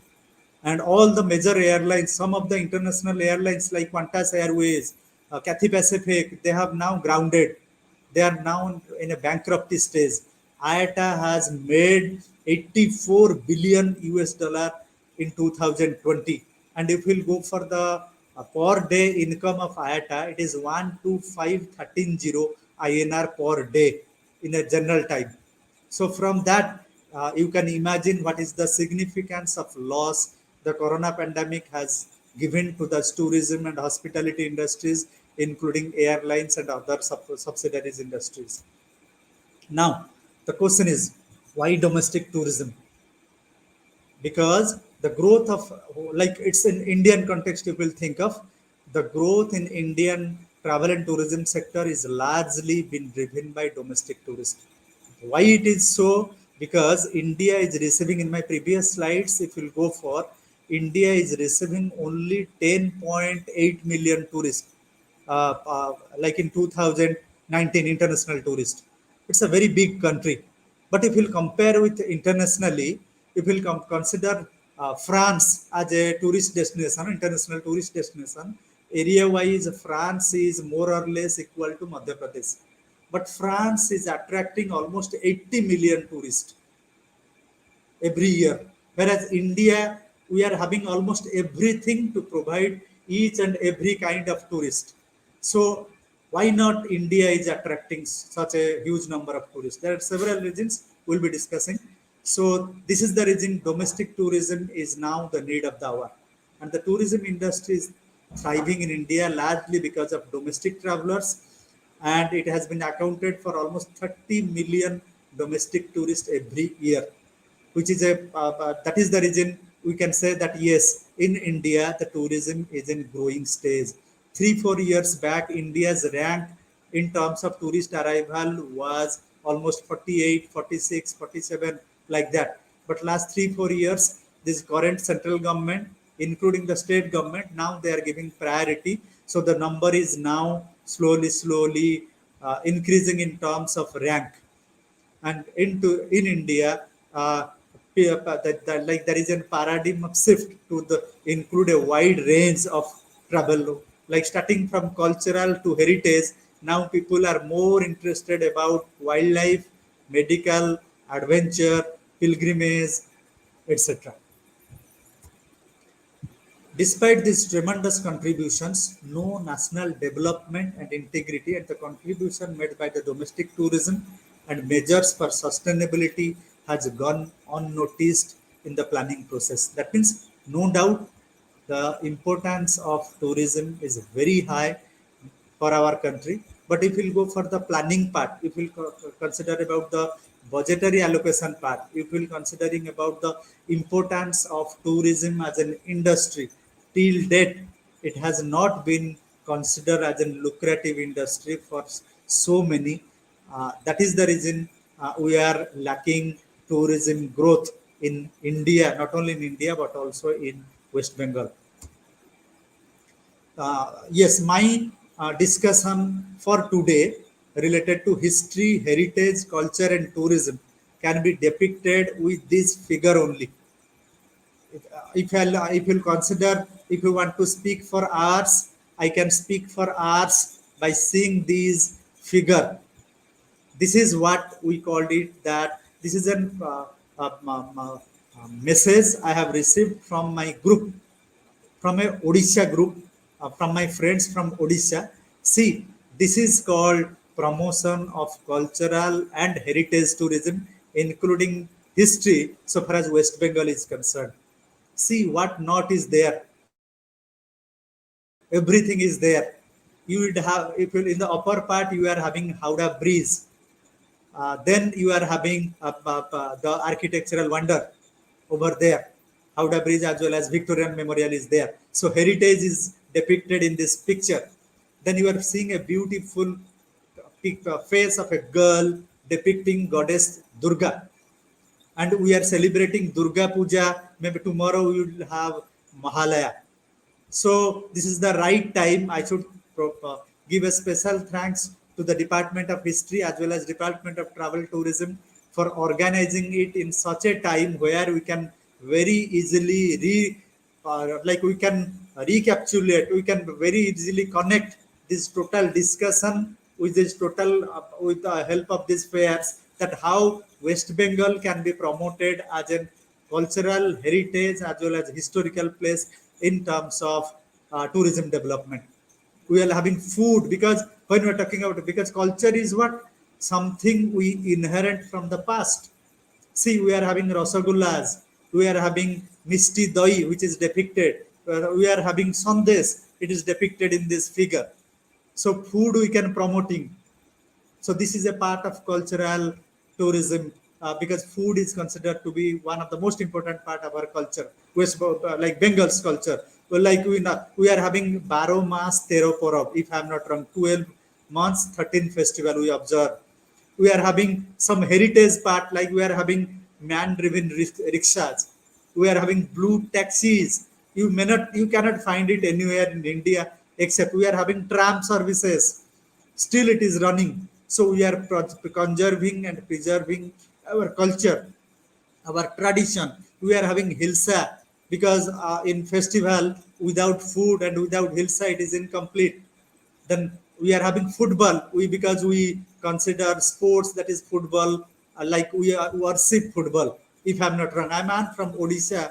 I stayed in Bengal for almost 15 to 16 years. I'm staying in Bengal. If I'm not wrong, football we worship, like any other festival. We worship sports as a part of this festival. Then apart from that, we are having Durga Puja. What not we are having? So West Bengal is almost all the tourism resources we are having. We are having 3 Ds: Digha, Darjeeling, and Doers. We are having 3 Ts: tea, terracotta, and tourism. It is important. So everything we are having, hill stations, we are having sea beaches, what not, everything we are having. So West Bengal can very easily can be promoted as a cultural tourism destination, heritage tourism destinations. We are having the great, the previous speaker who were talking about you and there are some UNESCO World Heritage sites. We are having the Sundarban, where you can promote ecotourism. We are having Jaldapada wildlife sanctuaries. So we can promote ecotourism. We can promote wildlife tourism. So everything is there. Now the question is, in what way or in which way you can promote our state as a cultural destination, as a historical destination, as a heritage destination. So moving ahead, why domestic tourism? Because Indian tourism sector is likely to grow at a 6.7% per annum and will reach 335 trillion Indian rupees with 9.6% to the GDP by 2029. See the projection of UNWTO and World Travel and Tourism Council. Up to 2029, 35 trillion rupees can be generated through tourism, contributing 9.6% of the Indian GDP, which is a very great high economic impact. So tourism should be developed on a priority basis. And according to the report, the tourism sector generated 247.3 billion US dollar, almost 16.9 lakh crore in 2018, and making a growth of 6.7% and contributing 9.2% of the GDP.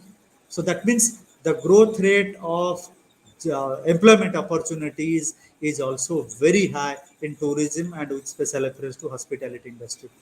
And India is eighth largest country in terms of contributions of travel tourism GDP and the largest market for South Asia. So from this, we can say that yes, the scope is there. That means there is a great scope for promoting tourism, and particularly I am giving much more preference to domestic tourism because till date our international tourism, that is inbound and outbound tourism, has not been opened up.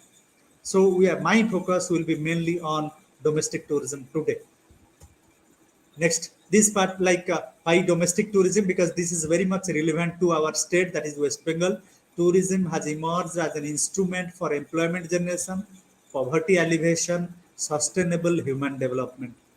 And tourism promotes international understanding and gives support to local handicrafts and cultural activities. This is one of the most important activities. Like most of the foreign tourists nowadays, they want to visit Calcutta. They are not visiting, they are canceling their trip because of some restrictions. Like 2-3 years back, they have booked their tickets for to have a look for Durga Puja in West Bengal, particularly in Calcutta. But now they will have to cancel their trip because of this corona pandemic. So this because we have to support our handicrafts. West Bengal is famous for handicrafts. You can like tell me the district, I can say with different variety of handicrafts you are having. So variety of handicrafts. Even like some of the scholars now associated with Ramakrishna Mission Vidyamandira, and they are undergoing research work under mine on promoting handicraft as a tourist product so far as West Bengal is concerned. So handicrafts like it because it provides support for the local people, and you are having so many cultural. We are having Baro Mas, Teroparam cultural activities. You are having different fairs and festivals almost every month. So that is the reason it is an important segment for the country's economy, especially in terms of its contributions towards foreign exchange, generation of additional income, and creation of employment opportunities. Because if these three things you cannot contribute, you cannot say that yes, tourism is considered to be as an important industry. This sector generated 2.67 crore jobs in 2018, Indian context. 2.67 crore jobs, which is not a small thing. And by 2029, it is expected to provide an employment to nearly 5.3 crore million people directly and indirectly. Now, what are the characteristics of domestic tourism? Why domestic tourism can be promoted in West Bengal or in Indian context, especially in West Bengal? What are the main characteristics? Because domestic tourism is promoted on the basis of climatic factor. You have to consider because there are some, we are having blessed with Darjeeling, Kalimpong and all these hill stations. So we can promote, like Kerala is promoting monsoon tourism. So we are having different states, different destinations. They can be promoted year around. So because of climatic region, domestic tourism can be promoted at any point of time. So that is the reason this is one of the most important characteristics of domestic tourism. Climate is considered to be one of the major factors. Even in summer season, you will find that huge number of tourists, they are traveling Labha, Lolegaon, Kalimpong, Darjeeling, nearby states like Sikkim, etc. Next is price factor. Normally, it will consider the pricing element. Why domestic tourism are traveling more? Because pricing is considered to be less, or we are charging less price to the tourist because of several reasons. Because domestic tourists are considered as mainly budget tourists, mostly budget tourists. They are spending very less on accommodation, fooding, sightseeing, etc. So through domestic tourism, you can revive these small and medium enterprises. So this is the reason why domestic tourism is considered to be the like a pyramid structure, or it is considered to be the backbone of Indian tourism industry. So many small and medium industry can be promoted through this promotion of domestic tourism. When you are talking about destination management factor, no doubt, when you are talking about destination, like here the concept of carrying capacity, the maximum tolerance level of a destination. You must be seeing the picture like once the corona case is over, so many tourists, like a huge number of tourists, they have traveled to Simla, Kullu, Manali, and all these hill stations in a large scale, considering without considering the carrying capacity of the destination. So through domestic tourism, we can considering about the carrying capacity of the destination. Thereby, we can promote. So the next factor is sustainable tourism development. That means if you're not considering the carrying capacity, in the latter phase, you will be destroying the environment, destroying the destination itself. So you have to maintain the sustainability, conserve and preserve the same for the future use. Getting point. So you have to considering the sustainability aspects. Next, when we are talking about the issues and consideration for designing domestic tourism in West Bengal, see, be practical. There should be like this is the reason why I am here today. Like what are the major issues and consideration for promoting domestic tourism, especially for promoting cultural heritage, religious tourism in West Bengal. First is you have to develop a holistic approach. Holistic approach means like you have to considering the sustainability aspects, you have to considering about the carrying capacity aspects, you have to considering the pricing aspects, you have to considering the law and order aspects. Almost every aspects you should be take care of before promoting West Bengal as a tourist destination.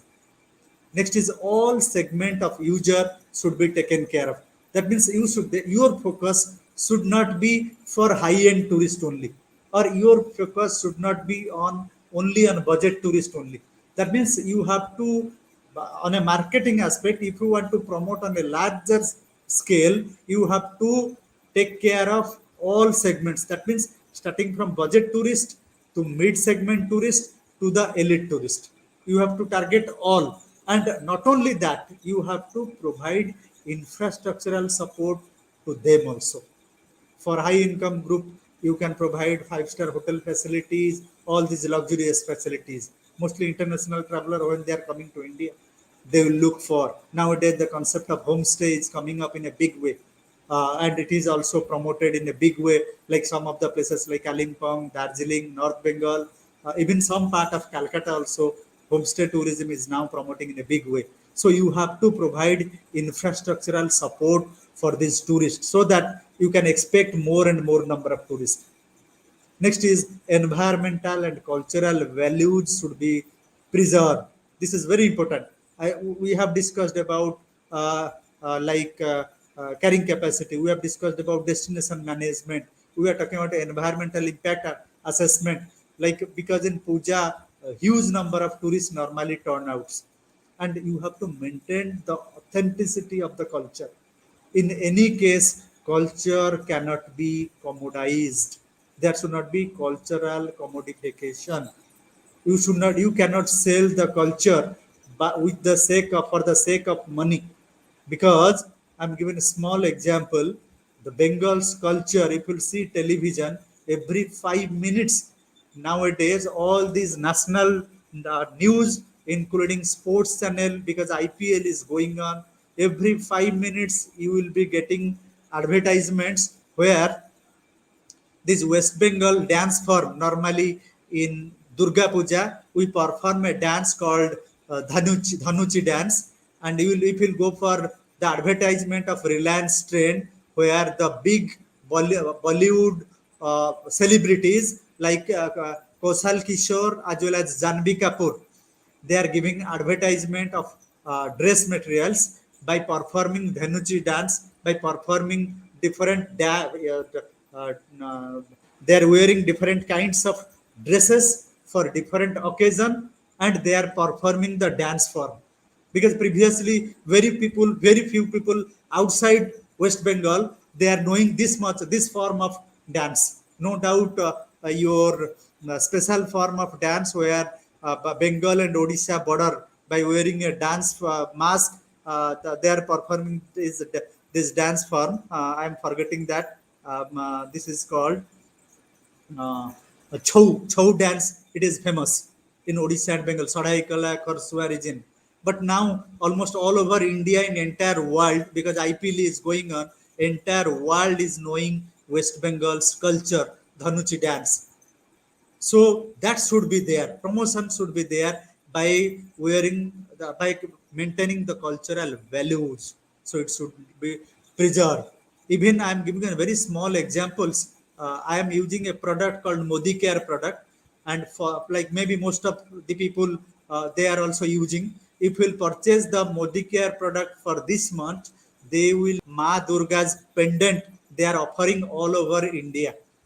So again, West Bengal culture is now promoted all over India now. See, these are the small things, but it matters a lot. These are the ways by which you can promote West Bengal tourism. Then again, package should be designed combining with one or more variety of products. That means you have to develop some package too, where you are not only promoting the culture and tradition, but also you should focus on heritage, how to promote a heritage as a tourist product. There are so many Rajbadis are there in Murshidabad, even near Bandel Church. In Calcutta, there are so many. My previous speaker, they were considering about the British architecture. So many architectural wonders are there in Calcutta, West Bengal, nearby Calcutta, and other different parts. Even in North Bengal, there are some Rajbadis are there. So you have to perform culture and heritage side by side, so that West Bengal can very easily promoted as a cultural and heritage tourism destination. Next, like what will be the roadmap for developing tourism in West Bengal? First is developing religious tourism circuits. You have to provide circuits because you have to provide variety. So through promotion of circuit, you can promote like Calcutta should be considered as hub. From that, you can combine with different circuits, tea tourism circuits. Then you can promote like Digha, the Digha, then that Tajpur circuits, beach tourism provides, then tea tourism, then health tourism facilities, wellness tourism facilities like that. You have to provide different tourism circuits, providing tourists with holistic experience. You have to give them a bigger experience because we are talking about experiential tourism, because you cannot travel to different countries nowadays. They are promoting tourism by showing it in figures now. Experiential tourism nowadays coming up. Their marketing tourist destination needs to be special training, as quite major part of the visitors are attracted to these destinations due to the reasons like studying old culture and evaluation of practices and research. You have to provide special training for those who are promoting this kind of tourism. Then emphasis on minimizing the impact on environment and maintaining the ecological balance. Because huge number of tourists, if you are promoting particularly ecologically sensitive area, that will lose its value in the long run. We have seen Goa, we have seen Kerala, how this place has lost their value because they have not maintaining the carrying capacity. Next, development of integrated infrastructure for religious tourism development. This is also one of the major reason why in what way West Bengal can be promoted. Then the scrutiny for religious trust, you have to go for this to find like in what way they are in this regard. I have seen several news, I have seen several things by which how Ramakrishna Mission is spending a lot in the development of infrastructure. I have also traveled through boat from Ramakrishna Mission to from Belur Mutt to that Kali temple by boat. In what way they are promoting for betterment of the tourist infrastructure, that can be that is always praiseworthy. Then development of appropriate institutional framework to stimulate the growth of tourism. Then pricing of tourism product. This is very important. I have told you, pricing, if you will make bigger pricing, higher pricing, people are not going to travel. And again, if you will make it very cheap, some people will think that yeah, price is very cheap. That means accommodation and other facility may not be good. So that should be a balance between the pricing of product and the service you are providing. Then improving the connectivity to specific tourism circuits to promote them. Without improving the connectivity, you have to make some special corridor for tourism purpose, because sometimes the tourist gets stuck if they're traveling from one place to another and consuming a lot of time. So you have to develop some special corridors for that. In this, then what should be the key priority? This is very important for promoting West Bengal as a cultural tourism destination, restoring the travelers' confidence. This is the need of the hour. People are now getting fear whether they should travel or not, because Corona has lost their confidence. So you have to restore the confidence first that yes, you can travel by getting vaccination. Supporting tourism business to adapt and survive, because if you will not travel, tourism destinations will not survive. Then promoting domestic tourism, supporting safe return for international tourism. That is the reason, this is the need of our vaccination. And the central government with the help of state government, now they are working hand in hand to make the people vaccinated in a big way and providing clear information to the travelers, businesses, and limiting uncertainty. Because this is most important factor why sometimes tourists are getting dissatisfied, because they are coming from such a huge distance, and they, whatever information, what are the services we are providing, it should be clear cut. Whatever business we are providing, it should be clear cut, so that there should not be any ambiguity before travel. Then evolving response measure to maintain capacity for the sector and address gaps in support. The gaps should be addressed.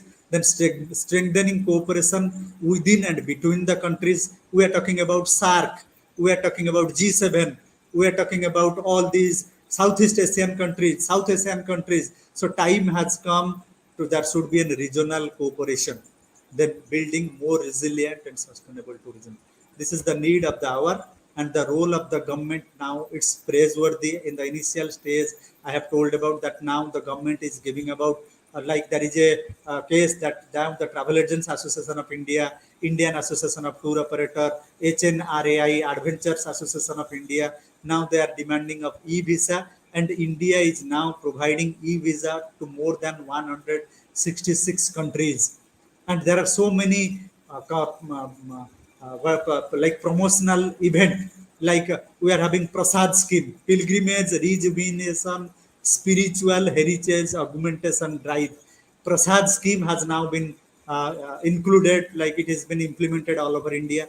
Yesterday I got a news that there will be a special train launched by Ministry of Railway with the help of IRCTC for promoting the history, heritage, and culture of northeastern, 5 northeastern state.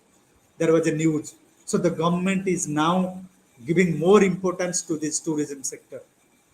So it is the high time for the government sector to come forward, so that India in general and West Bengal in specific can be promoted as a cultural heritage as well as historic destination. So in conclusion, I can say that these tourism agents or travel agents, tour operators, even destinations managers, event managers should concentrate heavily on improving the destination image of West Bengal in terms of promoting cultural and heritage tourism, because it is in their hand, like how they are promoting, how they are attracting the tourists in terms of promotion, promoting culture and tradition of West Bengal. An increase in competition in destination marketing coupled with innovative tourism products and pricing would increase the number of international and non-international people willing to travel domestically in India. I've given the example like how like advertisements should be given, like promoting Indian culture. Every advertisement you will see that they are linked with Durga Puja now. In this way, you can promote social networking sites playing a very prominent role. This is the need of this hour. If I'm not wrong, this international webinar is now in the social networking site. both in YouTube and Facebook, I think.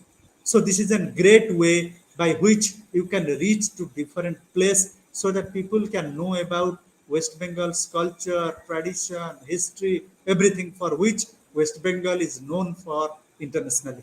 In-depth understanding and shaping of a destination image together with right kind of marketing strategy will help Indian tourism managers to promote and market West Bengal as a tourist destination. So thank you very much. Uh, with this, I want to stop now. I'll if there will be some questions, I'd be very happy if I can answer some of the questions, or since time is very less, if some questions can be taken care of by the organizers and can be, if it can be mailed back to me, I'll definitely answer back to their queries. Thank you again, the organizers, especially Goswami sir, for giving me an opportunity to showcase the culture and heritage of West Bengal to promote the state as a tourist destination. Thank you, sir. Thank you, sir. Thank you. Actually, there is a single question till now on behalf of one of our students, Sir. Sri Pranil Das. He is asking, I think it's a very broader perspective, and there is this question is on the screen. Sir, how to preserve our heritage as well to make famous among others about Pal, Sen, and as well their later influence in Bengali culture. Actually, sir, this is a theoretical aspect, but anyway, I'll Right, definitely answer these questions. It's a very broader questions someone has put. Right. Sir, actually, now the government is slowly, they from balance. If you go for economics, from balanced growth, now they are coming up with unbalanced growth. They are providing special schemes, special funding facilities for promotion and development of cultural and heritage tourism in different parts of India, including Bengal. I have been associated with Ministry of Tourism, Government of India for these cleanliness drive. I have been to several places, including Nadia, Navadip, to Santiniketan. I have not been to your place, but including Victoria Memorial, because some other people went there and they have organized some cleanliness drive. They have provided some campaign for promoting and developing these destinations. Not only for the government is providing campaign, and they are providing tourists for caps, brochures, pamphlets, trash bags to the tourist. At that point of time, they are going for awareness program, how cleanliness drive, Swachh Bharat Mission. I was associated with Ministry of Tourism, Government of India. Not only that, that Prasad scheme, as well as another one, sir, I'm forgetting. This is Prasad and another one, mainly for religious tourism. They are coming up in a big way. They are financing huge fund they are giving for these heritage conservation, as well as like another one is this is called Bhog scheme. I have remembered Bhog. Sir, it's blissful hygienic offering to God. Like sometimes we are offering like Puri as a religious destination. Every day we prepare 1 lakh people food in Puri temple, and we consume it. But it should be hygienic, it should be consumable, the quality should be there. So the government is now coming up with an idea of Kamakhya temple. They are also now coming up with Bhog scheme, blissful hygienic offering to God, Bhog. So like that, now the government is also providing funds for restoration of heritage buildings. So in this regard, the government is now, the role of government is praiseworthy. Slowly. Even sir, I am giving a small example. The state government role I should mention. I am here in West Bengal Department of Tourism Management, Bardhaman University. This is the first time in the history of West Bengal. West Bengal Tourism Development Corporation, they have recruited 35 persons in different districts of West Bengal as tourism development officer and tourist supervisor. Now they are coming up with recruitment purpose for tourism development officer and tourism supervisor in different districts of West Bengal. This is the first time. That means the government is now giving more importance for promotion and development of tourism. And out of 35, 15% from Bardhaman University, they have joined in different districts. In Calcutta, we are having people. In Kalimpong, we are having people. Now they are promoted in district tourism officer, and they are giving their role is to promote, like they will have to give in writing what are the different destinations are there. They will have to give it to the head office, and now the role of the head office is to promote them.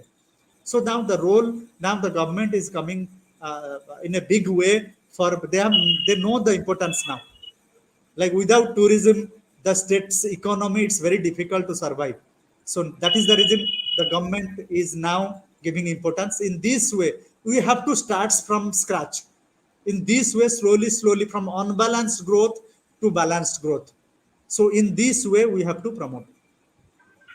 Thank you. There is another question from one of our yesterday's speakers, Professor Shankar Mukherjee. And I have already put it in the private chat box. Respected sir, what might be some of the issues and challenges West Bengal face in cultural conservation? This is from Shankar Mukherjee. Sir, for cultural conservations, specific information, I can give you some written form in your mail in the latter part. But yes, the government is now coming up with in the if you go for the West Bengal tourism policy, they have given preference, but the budgetary part, it is not, it is missing. Like what, like he's like so far as Sankar is concerned, he is more concerned about the budgetary allocation practical aspect part. But so far as cultural conservation part is concerned, it is there in their West Bengal tourism policy. It has been mentioned. But if you go for the exact role as well as budget outlay is concerned, it's missing. But I can give him the information. I need some time, but it's in an open platform. I cannot give wrong information. Definitely, the exact allocation part, I am having access to Ministry of Department of Tourism Management, Government of West Bengal part. I'll maybe within this week I'll give you the exact cultural outlay. That is what is the cultural conservation part. What is the exact outlay is there, and what are the places where they have considered to promote or to develop this cultural aspect. I'll definitely inform. Thank you, sir. And from yesterday, we have very useful discussions from various personalities and academicians from various disciplines. Teachers of history, tourism professional, tourism management, teachers, administrative professionals, etc. So at the end of our 2-day international webinar, I would like to personally convey my gratitude to Professor Dilip Das. And now I request our convener, one of the conveners, Professor Ankon Purkait, to deliver the formal vote of thanks. Thank you, sir. I, Ankon, being one of the convener of this international webinar, jointly organized by the Department of Tourism and Travel, Ramakrishna Mission Vidyamandir Belur, and Department of History, Seva Bharati Mahavidyalaya, Kapgari, Jhargram, would like to thank all of you for giving your patience hearing throughout these days. First, I would like to thank Srimad Swami Ekocittanandaji Maharaj, Principal Ramakrishna Mission Vidyamandir Belur, and Swami Mahapragyanandaji Maharaj, Vice Principal Ramakrishna Mission Vidyamandir Belur, for giving us permission in organizing this international webinar. I would also like to thank Dr. Devaprasad Sahu, Principal, Seva Bharati Mahavidyalaya, and Dr. Binod Chaudhuri, Vice Principal, Seva Bharati Mahavidyalaya, for giving us support and encouragement in organizing this seminar. I would also take this opportunity to thank all the speakers who were with us throughout these days. First, I would like to give my sincere thanks to Sri Shankar Kumar Mukherjee, Dr. Shati Vishwas, Dr. Shamrat Goswami. I would also like to thank today's speakers, Dr. Indrashish Banerjee, Dr. Dilip Kumar Das, and Dr. Sudipta Kumar Sarkar from abroad. I would also like to thank Ramakrishna Mondal and Brahmachari Jeet Maharaj for giving this technical assistance throughout these two-day international webinar. I would also like to thank all the faculty members of the Department of Travel and Tourism, Ramakrishna Mission Vidyamandir, and also the Department of History, Seva Bharati Mahavidyalaya, for giving their support and being with us. Last but not the least, I would also like to thank all the participants who were with us throughout these days. And I must give a special thank at last to Sri Gautam Mukhopadhyay. He is also my sir when I was a student in his college. Without his initiative, the entire thing would have been impossible for me to conduct. Thank you, sir. Thank you all. It's over to Sri Mukhopadhyay. So here is an important announcement for the viewers, actually, especially for the registered viewers. Their certificate will be sent their registered email ID on or before 10th October. So please wait till 10th October, and note that the certificate will be sent to only the registered candidates, not for all. Thank you all. Thank you again. Namaskar.